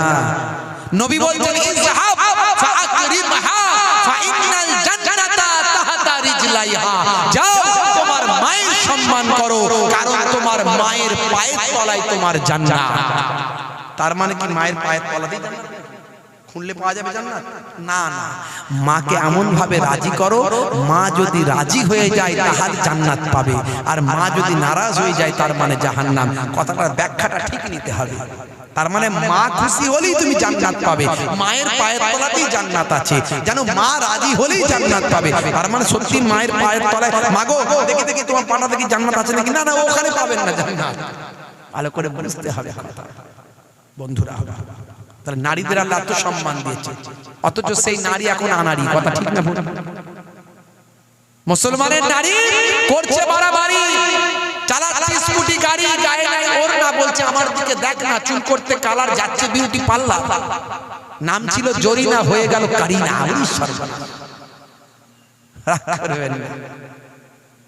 হাই রে হাই, শাশুড়ি ডাকতে মা আই না, বলছে মা দাঁড়াও না, খালি চুলটা এদিকে ঘিলাই ওদিকে নাড়াই, এদিকে অ্যাক্টিং ওদিকে অ্যাক্টিং, কত রকমের চুলের ফিরিঙ্গি তৈরি করেছে, এদিকে বেনি ওদিকে ঝুলছে ওদিকে নড়ছে। হাই রে ভাই, কি কাল পালিশ লাল পালিশ ঠোঁট পালিশ জিভ পালিশ, এদিকের পালিশ সেদিকের পালিশ। শেষে বলে দেখ আমার থোপরা যেন প্রিয়ঙ্কা চোপড়া। মুসলমানের নারী করবেন না বাড়াবাড়ি, হয়ে যাবেন না আড়ানি আনারি, তাহলে চলে যেতে হবে জাহান্নাম তাড়াতাড়ি। রাগ করবেন না মা, আপনার সৌন্দর্য, আপনার রূপ, আপনার যৌবন, আপনার সবকিছু আমার আল্লাহ ফিক্স করেছেন কেবলমাত্র অনলি ওয়ান, স্বামীর জন্য, আর কারো জন্য নয়। সেই স্বামীকে ভালোবাসুন, সমাজ সুস্থ থাকবে। আজকে সমাজে অশান্তি, ঘরে ঘরে মারপিট, ঘরে ঘরে 22440। দেখবেন আজকালকার নারীও তো হয়েছে আনারি, তবু আমাদের একটু ওয়াজনাসিয়াত আছে বলে আমাদের ঘরের মেয়েরা একটু কন্ট্রোলে আছে। নালে ঘরের মেয়েরা সব হোম মিনিস্টার, কথা ঠিক না ভুল? ঘরের মেয়েরা সব কি হোম মিনিস্টার। আপনি তাকে কিছু বলতে পারবেন না, বড় বড় অফিসার, সারা দুনিয়ায় বাঘ, আর বইয়ের কাছে ছাড় ফুকা, কথা ঠিক না ভুল? সারা দুনিয়ায় বাঘ, বইয়ের কাছে ছাড়, কথা বলবে না। শিক্ষকের স্ত্রী ঝগড়ার সময় বলে আমাকে বেশি শেখাতে এসো না। অভিনেতার স্ত্রী ঝগড়ার সময় বলে আমার সঙ্গে নাটক করবে না। অ্যাডভোকেটের স্ত্রী ঝগড়ার সময় বলে আমার সঙ্গে আইন শেখাতে এসো না। দোকানদারের স্ত্রী ঝগড়ার সময় বলে আমাকে সস্তার মাল পেয়েছো। ইঞ্জিনিয়ারের স্ত্রী ঝগড়ার সময় বলে মেরে বালি চাপা দিয়ে দেব। আর কসাইয়ের স্ত্রী ঝগড়ার সময় বলে কেটে টুকরো টুকরো করে দেব। আর জেলের স্ত্রী ঝগড়ার সময় বলে মেরে শুটকি মাছ বানিয়ে দেব। আর যদি সাচ্চা মাওলানার ঘরের স্ত্রী হয় তাহলে বলে ঝগড়ার সময় ঝগড়া হলে বসে মিটিয়ে নেব। ইমাম আহমদ বিন হাম্বল রাহমাতুল্লাহ আলাইহি তার স্ত্রী যখন ইন্তেকাল করেছিলেন তখন তিনি ইন্তেকাল করার পরে স্ত্রীকে দাফন দিতে গিয়ে চোখ ভরা পানি বুক ভরা বেদনা নিয়ে বললেন, হে আব্দুল্লাহর মা, হে আব্দুল্লাহর মা, 30টা বছর তুমি আমার সঙ্গে ঘর সংসার করলে, কিন্তু 30টা বছর ঘর সংসারে একদিনও তোমার সঙ্গে আমার ঝগড়া হলো না। জোরে হবে না? আপনাদের মধ্যে এরকম কেউ আছে নাকি? 25 বছর 30 বছর ঘর সংসার করছেন, কোনোদিন বউয়ের সঙ্গে ঝগড়া হয়, স্ত্রীর সঙ্গে আছে কেউ? থাকতেও পারে না, হওয়ার কিছু নাই। হে তরুণ যুবকেরা, ছাত্র বলল হুজুর, স্টুডেন্ট ছাত্র বলল হুজুর, হে ইমাম আহমদ বিন হাম্বল, আপনি এত বড় একজন আল্লাহর মাহবুব বান্দা, এত বড় একজন আলেম বান্দা, যে কথাটা শোনালেন যে 30টা বছর আপনার সংসার ধর্ম করেছেন অথচ আপনার সঙ্গে ঝগড়া হয়নি কোনোদিন, আপনি কোনোদিন ঝগড়া করেননি, আপনার স্ত্রীও আপনার সঙ্গে ঝগড়া করেননি, ব্যাপারটা বুঝলাম না হুজুর, এটা কি করে সম্ভব? 30টা বছরের মধ্যে কখনো কি ঝগড়াঝাটি হতে পারে না? সেই সময় ইমাম আহমদ বিন হাম্বল বললেন, আমার স্ত্রী এতটা সৌভাগ্যবান আর আমিও এতটা সৌভাগ্যবান, আমার স্ত্রী এতটা বিদুষী, আমার স্ত্রী এতটা এডুকেটেড, কোরআন হাদিসের এতটা নলেজ, এতটা জ্ঞান, যে যখন আমি কখনো বিরক্ত বোধ করতাম, আমি যখন কোনো সময় রাগান্বিত হতাম, আমার স্ত্রী তখন চুপ থেকে সবকিছু সবর করে নিত এবং মানিয়ে নিত। আমার স্ত্রী যখন কোনো সময় রাগান্বিত হয়ে যেত তখন আমি সে সময় চুপ থেকে সবর করে মানিয়ে নিতাম। এইভাবে আমরা আমাদের মধ্যে জীবনে 30টা বছর কেটে গেছে, কোনোদিন মুখোমুখি ঝগড়া আমরা করি না। বুঝতে পারছি বন্ধুরা আমার, আজকে মুসলমানের নারী শুনে রাখুন, মাগো আজকে মায়েদের কি সম্মান দেওয়া হয়েছে, কি ইজ্জত দেওয়া হয়েছে। হে তরুণ যুবকেরা, আমার আল্লাহ কোরআন মাজিদের মধ্যে জানিয়ে দেন,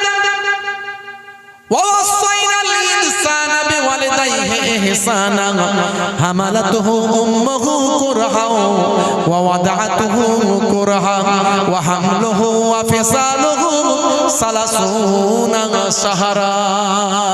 হে দুনিয়ার মানুষ, আমি নির্দেশ দিয়েছি তোমাদের, ওয়াসাইনাল ইনসানা বিওয়ালিদাইহি ইহসানা, তোমরা জানো তোমাদের পিতামাতার ইহসান করবে, তোমরা তোমাদের পিতামাতার সঙ্গে সদ্ব্যবহার করবে। হে দুনিয়ার মানুষ, শুনে রেখে দাও, তোমরা তোমাদের পিতামাতার সঙ্গে খারাপ আচরণ করো না, পিতামাতাকে কখনো কষ্ট দিও না। পিতামাতা যদি তোমাদের প্রতি রাগান্বিত হন, পিতামাতা যদি তোমাদের প্রতি কষ্ট পান, তাহলে মনে রাখবেন কোনো নামাজ, কোনো রোজা, কোনো ইবাদত বন্দেগী তোমাদের জান্নাতে নিয়ে যেতে পারবে না। হে তরুণ যুবকেরা, আপনাদের মনে আছে হযরতে আলকামা রাদিয়াল্লাহু তাআলা আনহু, হযরতে আলকামা রাদিয়াল্লাহু তাআলা আনহুর আম্মা জানের মনে দুঃখ হয়েছিল। হে তরুণ যুবকেরা, হে আমার মুরব্বিয়ানেরা, হযরতে আলকামা রাদিয়াল্লাহু তাআলা আনহু আল্লাহর নবীর একজন সাহাবী ছিলেন। বাবা, আল্লাহর নবীর সাহাবী, কিন্তু মায়ের মনে দুঃখ দিয়ে ফেলেছিলেন, স্ত্রীর কথা বেশি শুনে ফেলেছিলেন, মায়ের মনে দুঃখ লেগে গিয়েছিল, মা কষ্ট পেয়েছিলেন।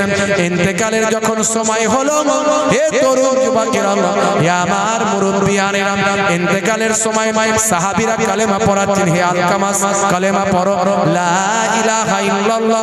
আলকামার জবান থেকে কালেমা নসিব হচ্ছে না। সেই সময় আল্লাহর নবী আল্লাহর রাসূলের কাছে খবর গেল, ইয়া রাসূলুল্লাহ, হাবিবাল্লাহ, ইয়া রাসূলুল্লাহ, হাবিবাল্লাহ, আপনার সাহাবী বলে কথা, অথচ তার জবান থেকে কালেমা নসিব হয় না। আল্লাহর নবী বললেন, নিশ্চয় মায়ের মনে দুঃখ লেগেছে। মা হলো আমার হৃদয়ের আলো, জননীর মুখ দেখে মন করে ভালো। মা হলো আমার হৃদয়ের আলো, জননীর মুখ দেখে মন করে ভালো। মায়ের আঁচলেতে কত মুখ মুছেছি, যখনই মুখে হাতে নোংরা দেখেছি।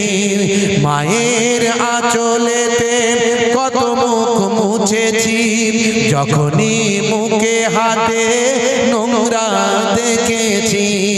মা আমার কান্নায় বিচলিত হয়ে যায়, সন্তানের চোখে পানি মুখটা ফেটে যায়। মায়ের কদমেতে জান্নাত জানো কি, সেই কদমে তুমি চুম্বন করো কি। আর কত সম্মান মায়ের জানো কি, জানলে জীবনে তুমি তা মানো কি। জোরে হবে না? আরে জোরে হবে না? জননী মায়ের স্মৃতি আজ বুকে বয়ে যায়, কষ্টের দিনগুলো আজ মনে পড়ে যায়। জননীর অনাহারে দিন রাত কেটে যায়, তবু যেন সন্তান খালি পেটে না রয়। মা হলো তোমার দুনিয়াতে জান্নাত, মারা যে না বলে পাবে তুমি দোজখ। এই কথা তুমি আজও মানো কি, মানলে মায়ের সেবা করো কি। এটা হলো আল্লাহর নির্দেশ জানো কি, জানলে সে বিধান তুমি তা মানো কি। জোরে হবে না? আরে জোরে হবে না? এই মাঝে মাঝে একটু কলম চালাই তো। মা ছিল এক গো আলকামা সাহাবী, বড় ভালোবাসতো পুত্রর বেনাজির।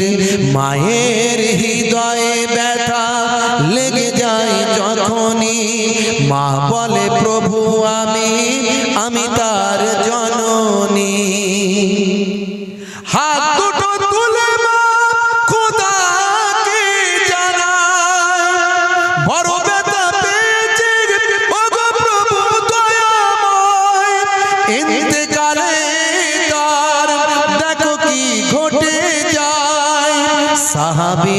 কালেমা নসিবে না হয়, নবীজির ওসিলায় মা তাকে ক্ষমা দেয়, কালেমা পড়ে তার রূহ পাখি উড়ে যায়।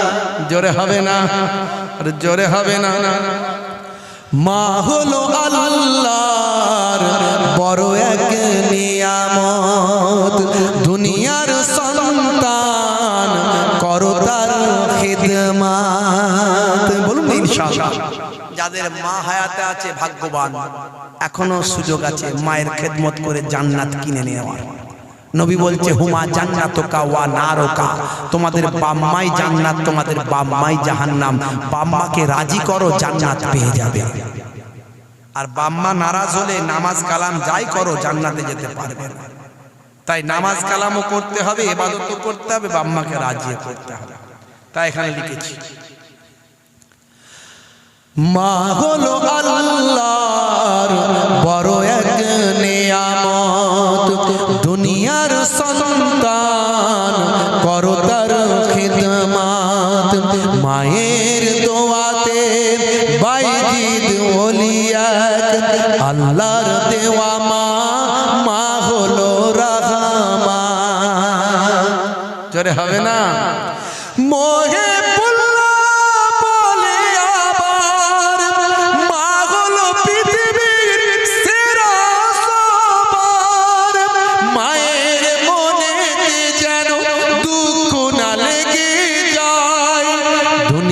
আখেরাতে বরবাদ হবে ভাই, আছে কেউ এমন দোয়াটা পেতে চায়, তাড়াতাড়ি মাকে খুশি যেন করে দেয়।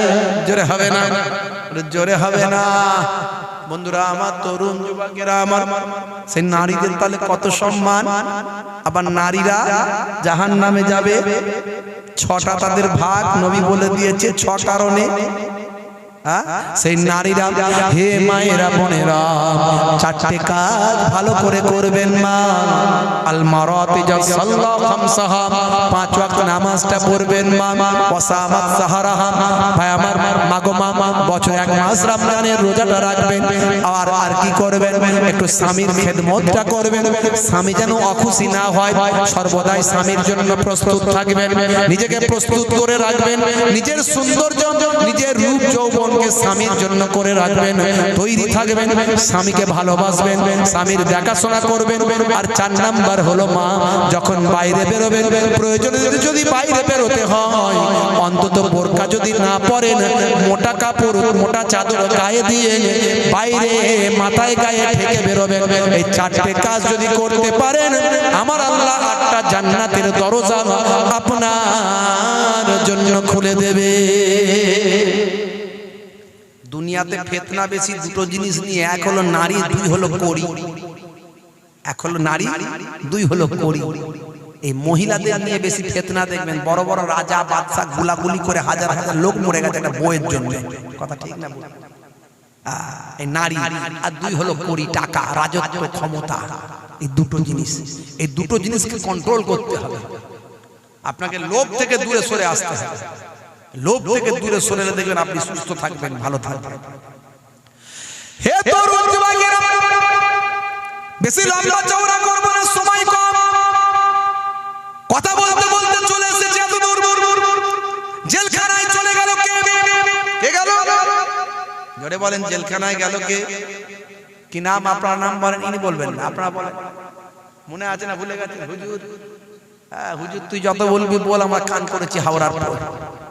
এদিক দিয়ে ঢুকবে, ওদিক দিয়ে বেরিয়ে যাবে। সকালবেলার দিকে হ্যাঁ তোদের ওখানে মোহেবুল্লাহ হুসাইনি এসেছিল, কি ওয়াজ করলো? ওই যে বললাম পাতা ছড়িয়ে দিয়ে বেরিয়ে গেল। বল না রে ভাই, কি ওয়াজ করলো? পাতা ছড়িয়ে দিয়ে বেরিয়ে গেল। তার মানে বলছি তো, যেখানকার কথা সেখানে ঝেড়ে রেখে দিয়ে চলে এসেছি, কিছু মনে নাই। বুঝতে পারছি? এখন সাদাসিধে মায়ের সাদাসিধে ছেলে এক একটা হয় না, খুব সহজ সরল ছেলে, একটু বোকা হাবা টাইপের ছেলে হয় না, মা কিন্তু বেশি ভালোবাসে ছেলেটা একটু সাদাসিধে, যেটা শেখায় সেটা শেখে, বাকি আর কিছু জানে না, নিজস্ব বুদ্ধি শুদ্ধি অতটা হয় না। এরকম একটা ছেলে আছে, এখন মা বিয়ে দিয়েছে ছেলে, যে বিয়ে দিলে যদি একটু বুদ্ধি খোলে, বিয়ে দিয়েছে, বিয়ে দেওয়ার পরে ভাই আমার সবকিছু মিটে গেছে, জামাই এবার একা শ্বশুর বাড়ি যাচ্ছে মিষ্টির হাঁড়ি নিয়ে। মা শিখিয়ে দিচ্ছে, বাবা তো শ্বশুরের শরীর খুব খারাপ, খুব খারাপ, তুই এক কাজ করবি, আগে শ্বশুরকে গিয়ে বলবি আব্বা কেমন আছো, আব্বা কেমন আছো। নিশ্চয় তো শ্বশুর বলবে ভালো আছে, তুই বলবি এটাই তো কাম্য, এটাই তো কাম্য, এটাই তো কাম্য, এটাই তো কাম্য। এটা এক নাম্বার। প্রথমে গিয়ে শ্বশুরকে জিজ্ঞাসা করবি, করে বলবি এটাই তো কাম্য, এটাই তো কাম্য। মনে রাখবি বাবা, মা শিখিয়ে দিচ্ছে 87 ছেলে।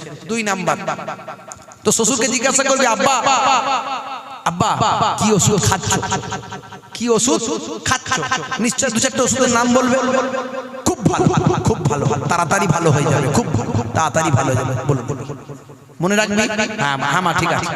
3 নাম্বার আর একটা কথা বলবি, এই 3টে জিনিস মনে রাখবি। আব্বা কোন ডাক্তার দেখছে, যে কোন একটা ডাক্তারের নাম বলবি, তখন তুই বলবি খুব ভালো ডাক্তার, খুব ভালো ডাক্তার, তাড়াতাড়ি সুস্থ হয়ে যাবে, এটাই তো কাম্য, তুই এটা বলবি।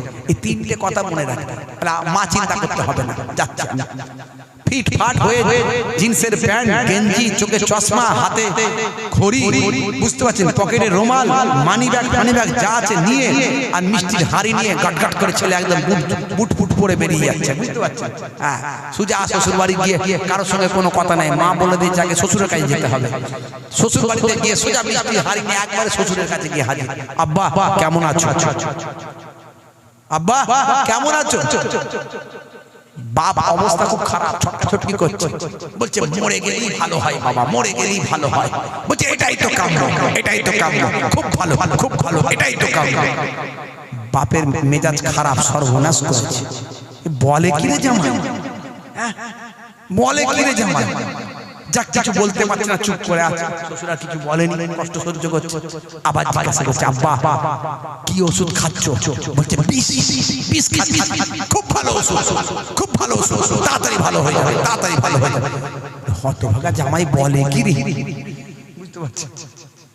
আবার জিজ্ঞাসা করছে আব্বা কোন ডাক্তার দেখছে, বলে জম জম দেখছে, জম খুব ভালো ডাক্তার, খুব ভালো ডাক্তার, তাড়াতাড়ি সুস্থ হয়ে যাবে।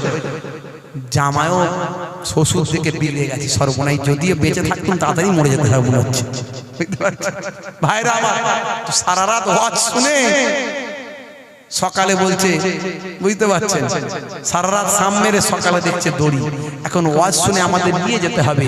আমি যে ওয়াজটা করছি একটু বোঝার চেষ্টা করবেন বাপজি আমার, তরুণ যুবকেরা আমার, আপনাকে আমাকে সচ্চা ইমানদার হতে হবে, ওলি আউলিয়াদের দেখানো পথে চলতে হবে। আল্লাহর দ্বীনকে, আল্লাহর হুকুমকে পালন করার জন্য কোন রকম বাধা বিপত্তিকে আমাদের বাধা মনে করলে চলবে না। মুজাদ্দিদ আলফে সানি হুজুর ভাই আমার, আল্লাহর দ্বীনের জন্য তিনি জেলখানায় চলে গেলেন। তা আমি আপনি সামান্য নামাজ পড়তে গিয়ে কেন লজ্জা লাগবে, নামাজ কেন ছেড়ে দেব, আমি আপনি কেন রাসূলের মুখের দাড়িটা রাখতে গিয়ে কেন লজ্জা পাবো, কেন লজ্জা পাবো। আজকে নেতা মন্ত্রী খেলোয়াড় প্লেয়ার বিরাট কোহলি, হরভজন সিং, তারা মুখে দাড়ি রাখছে, আর মুসলমানের ছেলে দাড়ি রাখতে পারছে না। চাচার বয়স হয়ে গেছে তাও দাড়ি কাটছে, বলে সুন্দর লাগবে, বুঝতে পারছে। হাই রে হাই, দুনিয়া দুনিয়া করে আমরা পেরেশান হয়ে যাচ্ছি। আজ মারা গেলে কাল 2 দিন হয়ে যাবে, 3 দিন পরে কেউ খবর রাখবে না। হে তরুণ যুবকেরা,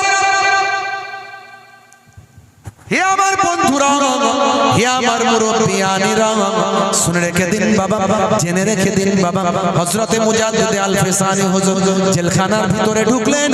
জেলখানার ভিতরে যখন ঢুকে গেছেন বাবা, সেই সময় কয়েক হাজার জেলবন্দি বাবা আল্লাহর ওলিকে ঘিরে বলেন, ও আল্লাহর মাহবুব বান্দা, আপনি নিশ্চয় আমাদের মতো অপরাধ করে আসেন। আমরা চুরি করে এসেছি, ছিনতাই করে এসেছি, খুন করে এসেছি, অপরাধ করে এসেছি। আপনি নিশ্চয় আমাদের মতো অপরাধ করে আসেন, নিশ্চয় আপনাকে নাহক করে জেলখানায় ঢুকানো হয়েছে। সেই সময় মুজাদ্দিদ আলফে সানি হুজুর বলেন, ও তোমরা চিন্তা করো না, আল্লাহর দ্বীনের জন্য আমাকে জেলখানায় আসতে হয়েছে।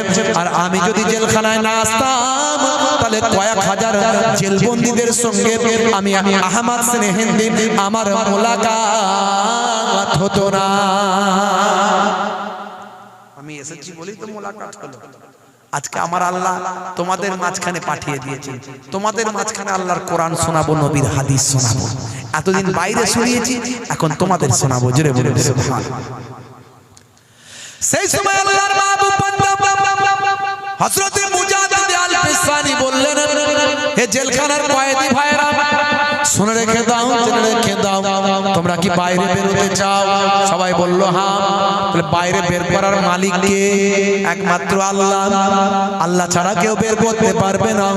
তোমাদের 15 বছর, 20 বছর, 30 বছর করে সাজা কাটছো, এখন তোমাদের জেলখানা থেকে বের করে তোমাদের সন্তান সন্ততি ছেলে মেয়ের কাছে ফিরিয়ে দিতে পারে কেবলমাত্র একজন, তিনি আর অন্য কেউ নন, তিনি হলেন আমার আল্লাহ। সে আল্লাহকে যদি রাজি করাতে পারো, আল্লাহকে যদি খুশি করাতে পারো, আমার আল্লাহকে যদি খুশি সন্তুষ্ট করাতে পারো, আমার আল্লাহ যদি সন্তুষ্ট হয়ে যান, আমার আল্লাহ যদি রাজি হয়ে যান, তোমাদেরকে আমার আল্লাহ জেলখানা থেকে বের করে ফিরিয়ে দিতে পারে। পিতা মাতার কোলে ফেরাতে পারেন, সন্তান সন্ততির কাছে ফেরাতে পারেন, স্ত্রী ছেলে মেয়ের কাছে ফেরাতে পারেন। তিনি আর অন্য কেউ নন, তিনি হলেন আমার আল্লাহ। বলে হুজুর তাহলে কি করতে হবে, কেমন করে আল্লাহকে রাজি করাবো? বাবা ছেলে, তোমরা এতগুলো বছর ধরে এখানে জেলখানায় আছো, কত কষ্ট তোমাদের বাবা, তাহলে সামান্য একটু আল্লাহর ইবাদত কি করতে পারবো না?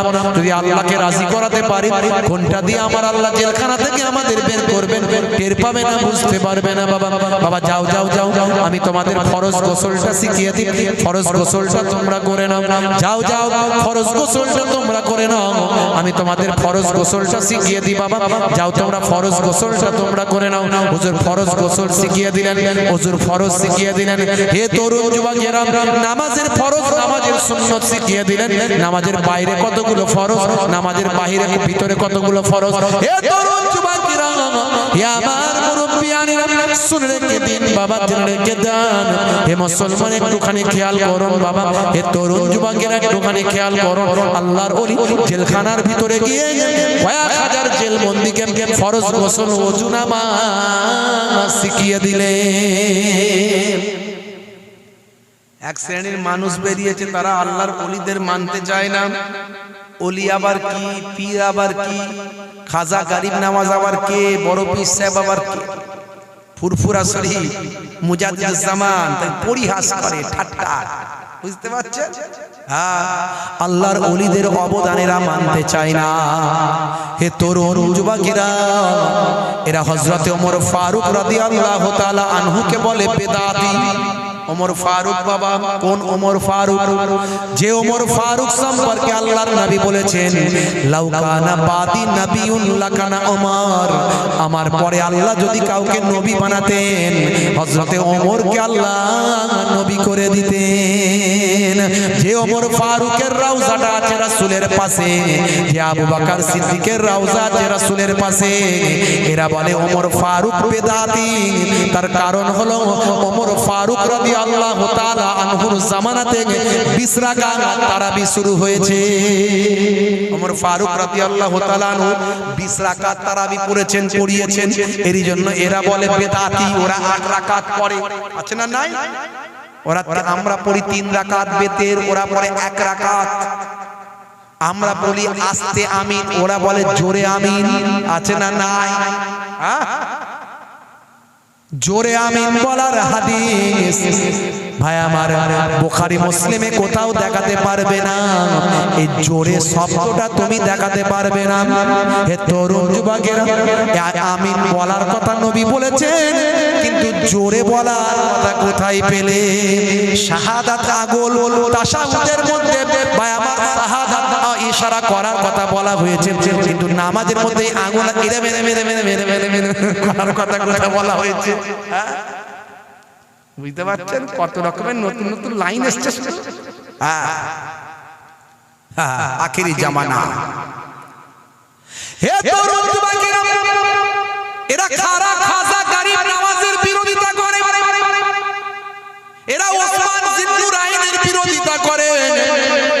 এরাই তো বলেছে, এদের শায়েখ বলেছে, সালাউদ্দিন আইয়ুবীর আকীদা নাকি ঠিক নাই যে সালাউদ্দিন আইয়ুবী বাইতুল মুকাদ্দাস ইহুদিদের কাছ থেকে ছিনিয়ে এনেছিলেন, নিজের রক্ত ঝরিয়ে সারা কত বছর ধরে যুদ্ধ করে ভাই আমার সালাউদ্দিন আইয়ুবীর মতো একজন এত বড় মুজাহিদ, সালাউদ্দিন আইয়ুবীর মতো এত বড় সুলতান বাইতুল মুকাদ্দাস মুসলমানদের, বাইতুল মুকাদ্দাস মুসলমানদের ভাই আমার কিবলা, মুসলমানদের প্রথম কিবলা সে বাইতুল মুকাদ্দাস ভাই আমার, যে বাইতুল মুকাদ্দাসে এক রাকাত নামাজ পড়লে 25,000 রাকাত নামাজের আল্লাহ সওয়াব দেন।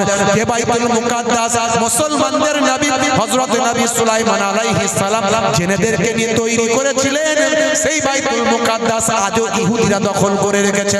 সালাউদ্দিন আইয়ুবী ইহুদিদের কবল থেকে, নাসারাদের কবল থেকে সালাউদ্দিন আইয়ুবী মুসলমানদের অধিকার করেছিলেন। তাই এরা বলে সালাউদ্দিন আইয়ুবীর নাকি ঈমানের ঠিক নাই, আকীদার ঠিক নাই। এরা বলে একটা দল বেরিয়েছে কি আহলে হুদুস নাকি নাম, বুঝতে পারছেন? আহলে হুদুস খুব সাবধান, এরা মোবাইল থেকে থেকে সব শিখেছে। এই মোবাইলের ভাই আমার এরা ফতোয়া দেয়, মনে রাখবেন মোবাইল থেকে এরা পণ্ডিত হয়। মোবাইল থেকে পণ্ডিত হলে তাহলে একটা কাজ করো, সবাই মিলে গিয়ে আলিয়া মাদ্রাসা যে আছে ভাই আমার, আলিয়া মাদ্রাসা রাখার দরকার নাই, ভেঙে দাও। তাহলে এই ফুরফুরা শরীফ ফাতিহিয়া সিনিয়র মাদ্রাসা টাইটেল, সেই মাদ্রাসা রাখার দরকার নাই, ভেঙে দাও। তাহলে জামিয়া মিলিয়া রাখার দরকার নাই, জামে আজহার ভাই আমার মিশর কায়রো জামে আজহার রাখার দরকার নাই, দারুল উলুম দেওবন্দ আর রাখার দরকার নাই। এত বড় বড় মাদ্রাসাগুলো রেখে কি লাভ যদি মোবাইল থেকে পণ্ডিত হওয়া যায়?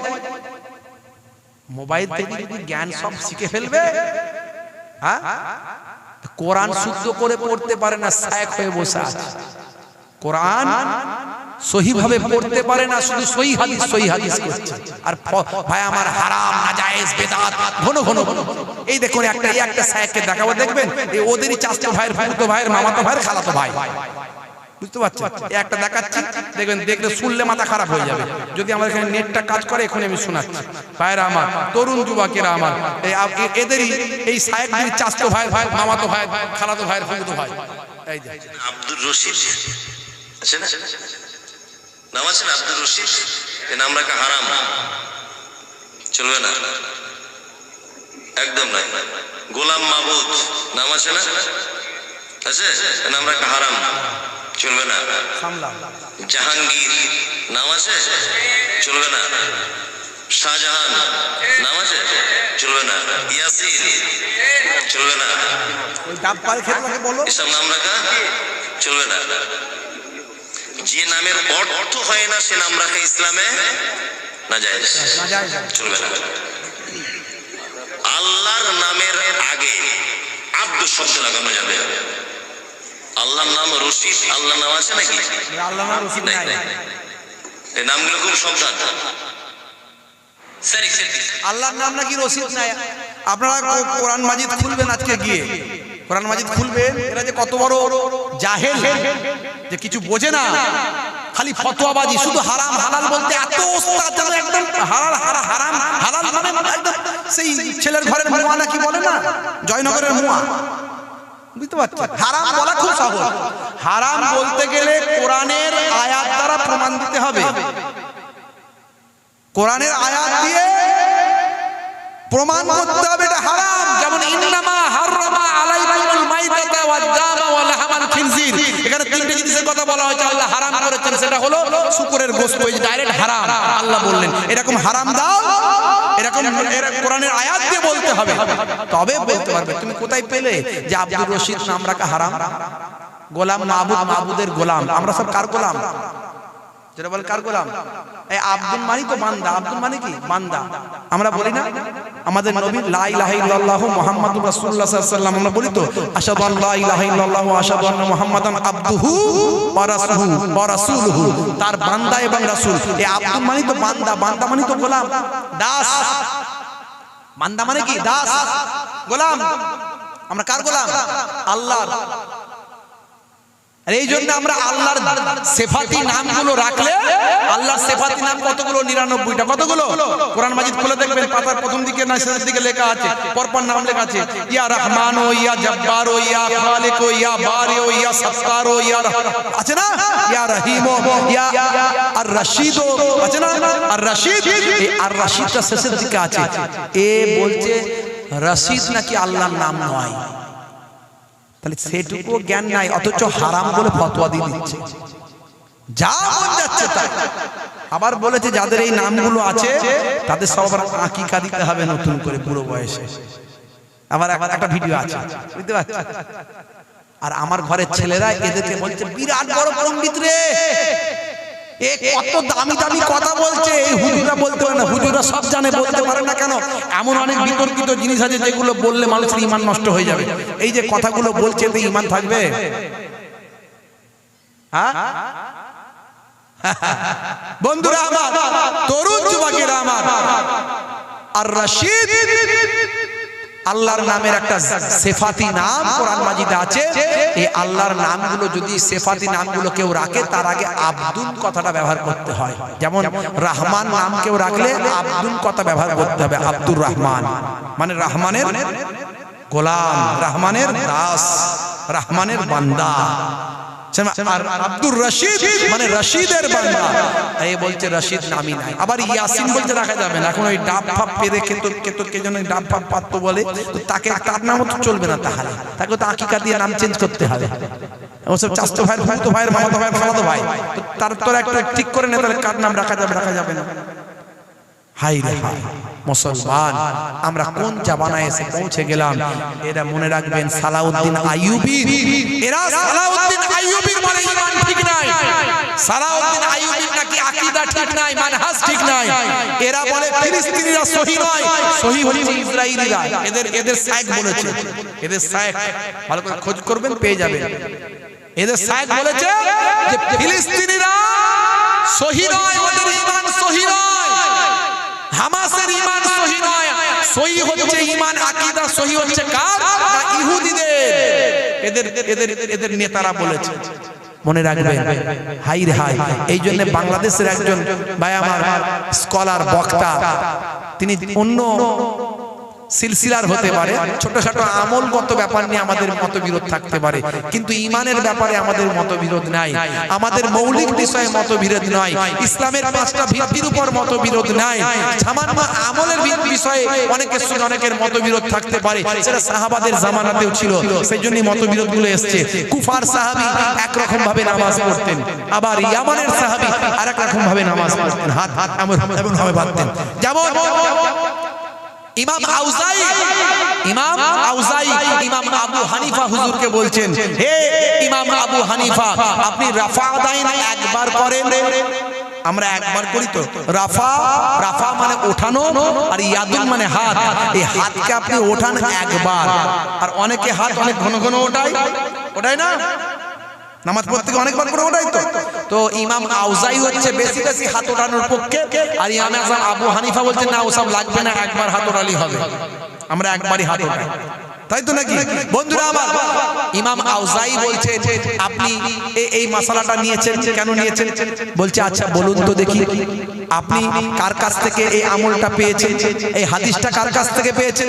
বলছে আমি আব্দুল্লাহ ইবনে ওমরের কাছ থেকে পেয়েছি। আমি ইবনে ওমরের কাছ থেকে পেয়েছি। আপনি কার কাছ থেকে পেয়েছেন? ইমাম আবু হানিফা হুজুর বললেন আমি ইবনে মাসউদ থেকে পেয়েছি।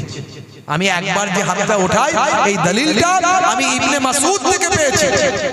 তখন ইমামে আযম আবু হানিফা হুজুর ইমাম আউজাইকে বলছেন, আচ্ছা বলুন তো ইমাম আউজাই, আপনি বলুন ইবনে মাসউদ আর ইবনে ওমর দুজনের মধ্যে ফাকিহকে, দুজনের মধ্যে দরজা, মর্তবা, আমল, ইবাদত, তাকওয়া, পরহেজগারি, ইলম, এই সব দিক থেকে দুজনের মধ্যে তাবকায়, উচ্চ মর্যাদায় কার মর্যাদা বেশি?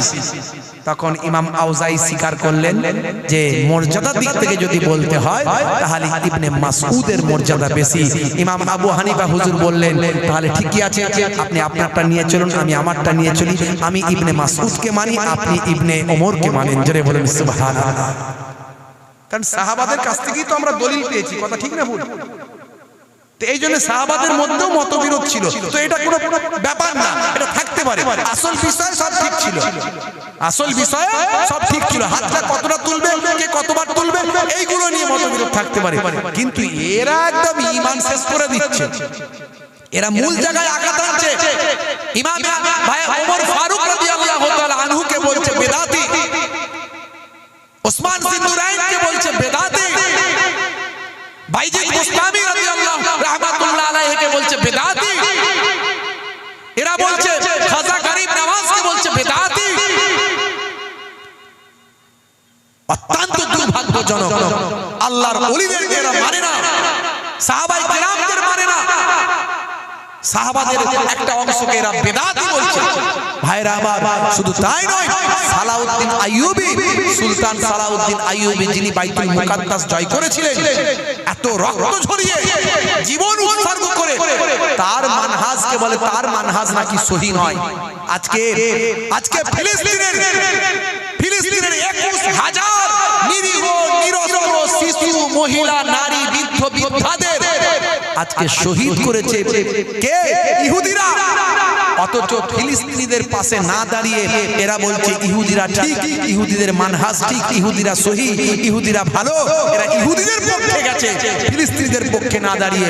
এই জন্যই বাংলাদেশের একজন খ্যাতনামা স্কলার, নাম হলো আবু তোহা আদনান, এই জন্যই বলেছে যে তোমার মানহাজ, তোমার আকীদা যদি ফিলিস্তিনের পাশে না দাঁড়িয়ে ইহুদিদের সঙ্গে দাঁড়ায়, ফিলিস্তিনের পাশে না দাঁড়িয়ে তোমার আকীদা, তোমার মানহাজ যদি ইসরায়েলের পাশে দাঁড়ায়, ওই রকম আকীদা মানহাজে আমি থুতু নিক্ষেপ করি।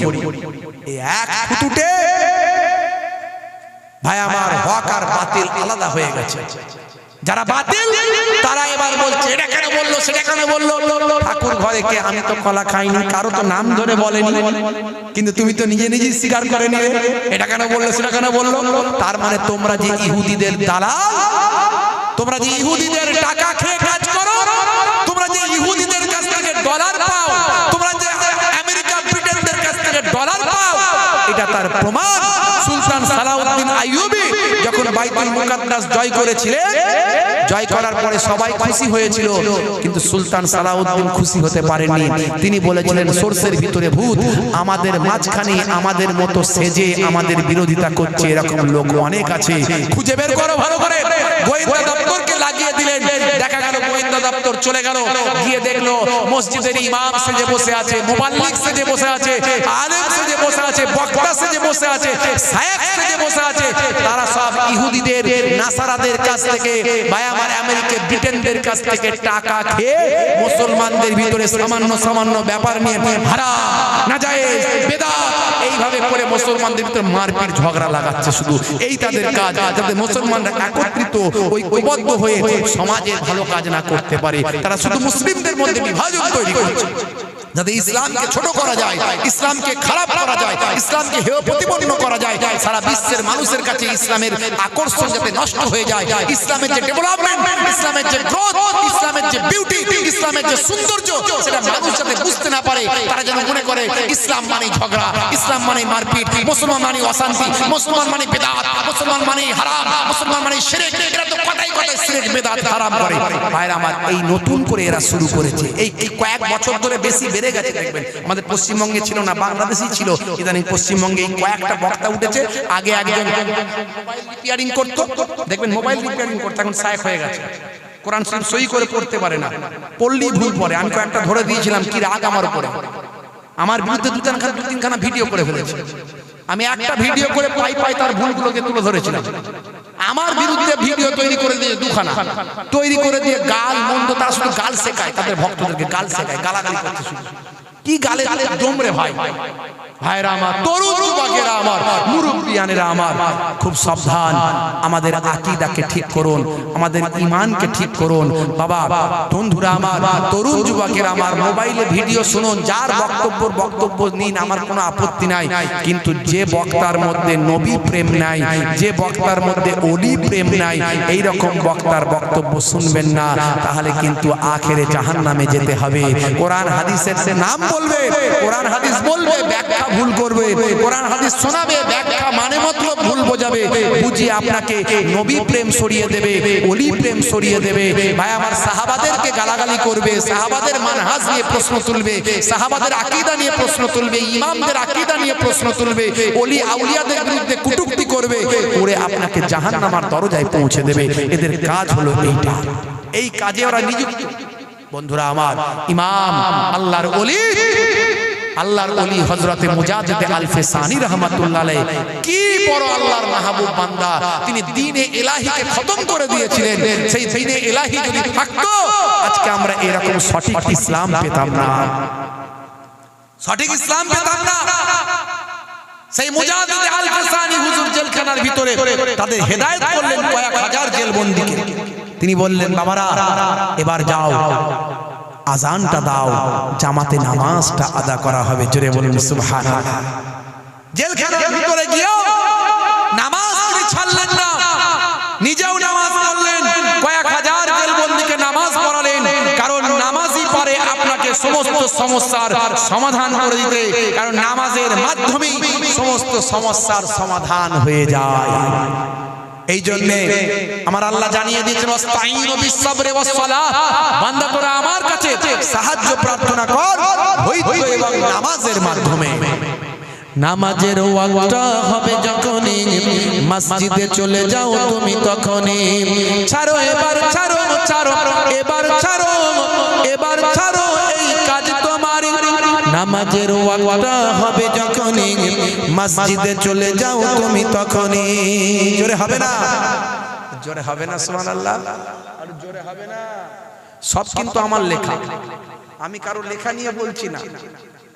আমি বিরাট ব্যবস্থা আমার নয়, ছোটখাটো মানুষ, ভাঙাচোরা কবি, একটু সুযোগ পেলে লিখি আর কি।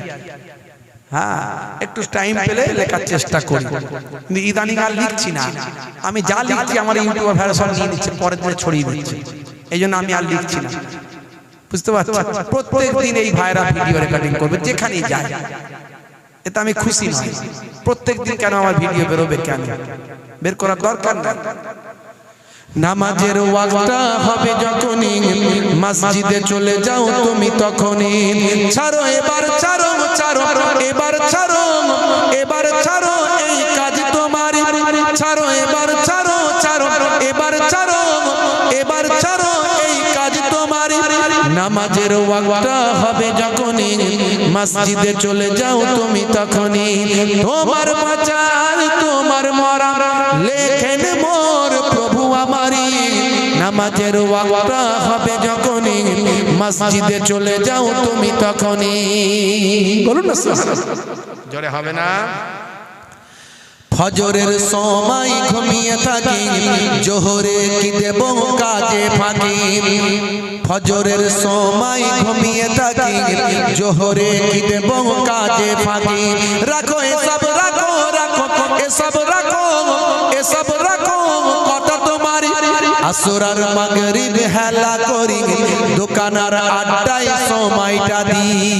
হুজুর ফজরের সময় ঘুমিয়ে ঘুমিয়ে কেটে যায়, সারাদিন কাজ করি, জোহরের নামাজ পড়বো কেমন করে ভাই? আসর আর মাগরিবটা সারাদিন কাজ করে সময়টা একটু আরামায়েশে আনন্দে আড্ডা দিয়ে পার করে দিই, কোনো অসুবিধা নাই। আর রাতের বেলা এশার নামাজের সময় খাই আর ঘুমাই, কি করে নামাজ পড়বো তাই ভাবতে পারি নাই, চিন্তা করতে পারি নাই। তাই নামাজকে বলি হুজুর কাজ আছে, কাজকে বলি না নামাজ আছে। কিন্তু আজ থেকে ভাষাটা পাল্টে দিয়ে বলতে হবে, হে কাজ আমার আগে নামাজ আছে। কারণ নামাজ না পড়লে জান্নাত পাবো না, নামাজ না পড়লে দুনিয়া আখিরাতে শান্তি পাবো না, নামাজ না পড়লে আল্লাহর হুকুমকে মানা হবে না। পৃথিবীর বড় বড় নেতা মন্ত্রী, অথার পণ্ডিত, নায়ক গায়ক, খেলোয়াড় প্লেয়ার আজকে হেদায়েত হচ্ছে, তারা নামাজ পড়ছে, তারা রাসূলের সুন্নাত মানছে। আজকে Michael Jackson, Gary Miller, Jennifer, বায়ামার কেসিয়াস, কেলে টাইসন, হ্যানুম্যান, পৃথিবী বিখ্যাত বিখ্যাত পণ্ডিত ও বায়ামার গায়ক, নায়ক, খেলোয়াড়, প্লেয়ার আজকে নামাজ পড়ছে। আর আমরা মুসলমান ঘরের সন্তান নামাজকে কোন রকমে বলতে পারি না কাজ আছে, বরং কাজকে বলতে হবে নামাজ আছে। তাই আমি এখানে লিখেছি, এশার সময় ঘুমিয়ে পড়ি, শরীরটা ক্লান্ত মেলিয়ে দি। না না এসব বলো না, এসব বলো না, এসব বলো না বান্দা তুমি। না না এসব বলো না, এসব বলো না, এসব বলো না বান্দা তুমি। রুটি রুজি দিচ্ছে যিনি, জীবন মরণের মালিক তিনি। জোরে হবে না? রুটি রুজি দিচ্ছে যিনি, জীবন মরণের মালিক তিনি। তোমায় আমায় জীবন দিয়ে ভালো রেখেছেন প্রভু আমারই। নামাজের ওয়াক্তটা হবে যখনই, মসজিদে চলে যাও তুমি তখনই। জেলখানায় গিয়ে হযরতে মুজাদ্দিদ আল ফিসানি নামাজ ছাড়লেন না, কয়েক হাজার জেলবন্দীদের নিয়ে নামাজে দাঁড়িয়ে গেলেন। একজনকে বললেন যাও আযানটা দাও। জোহরের আযান দেওয়া হলো, হুজুর জোহরের জামাতে নামাজটা আদা করলেন। যাও বাবা আসরের আযান দাও। আসরের আযান দেওয়া হলো, হুজুর জামাতে আসরের নামাজটা আদা করলেন। যাও বাবা মাগরিবের আযান দাও। মাগরিবের নামাজটা জামাতে আদা করলেন। হুজুর এশার আযান দিতে বললেন, এশার আযান দিয়ে এশার জামাতে নামাজটা আদা করলেন। হে তরুণ যুবকেরা, এশার নামাজের পরে হুজুর বললেন বাবা আল্লাহকে অধিক পরিমাণে স্মরণ করো, আল্লাহকে অধিক পরিমাণে স্মরণ করো।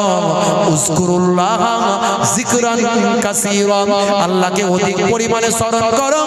আল্লাহকে স্মরণ করলে আল্লাহ তোমাকে স্মরণ করবেন। ফাজকুরুনি আযকুরুকুম, ফাজকুরুনি আযকুরুকুম।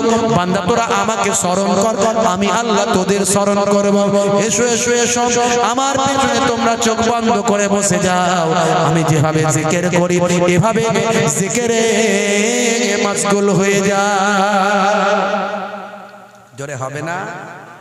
ফজর বাদ এশার নামাজের পরে একটু সময় জিকির করবে।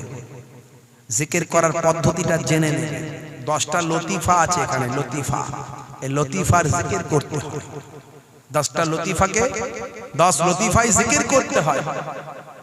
ভাইরা আমার, যদি না জেনে থাকেন জাননেওয়ালার কাছে জানবেন।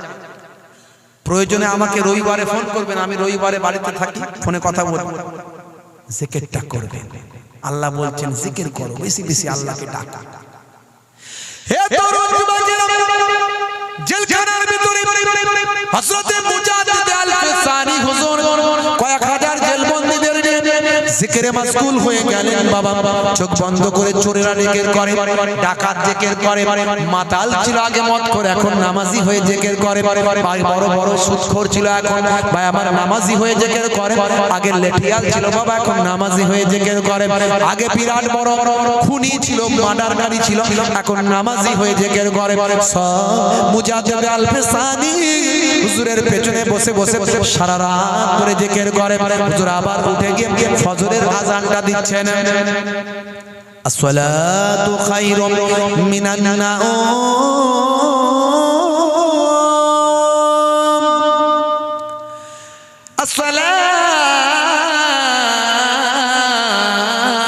আসসালাতু খায়রুম মিনান নাওম।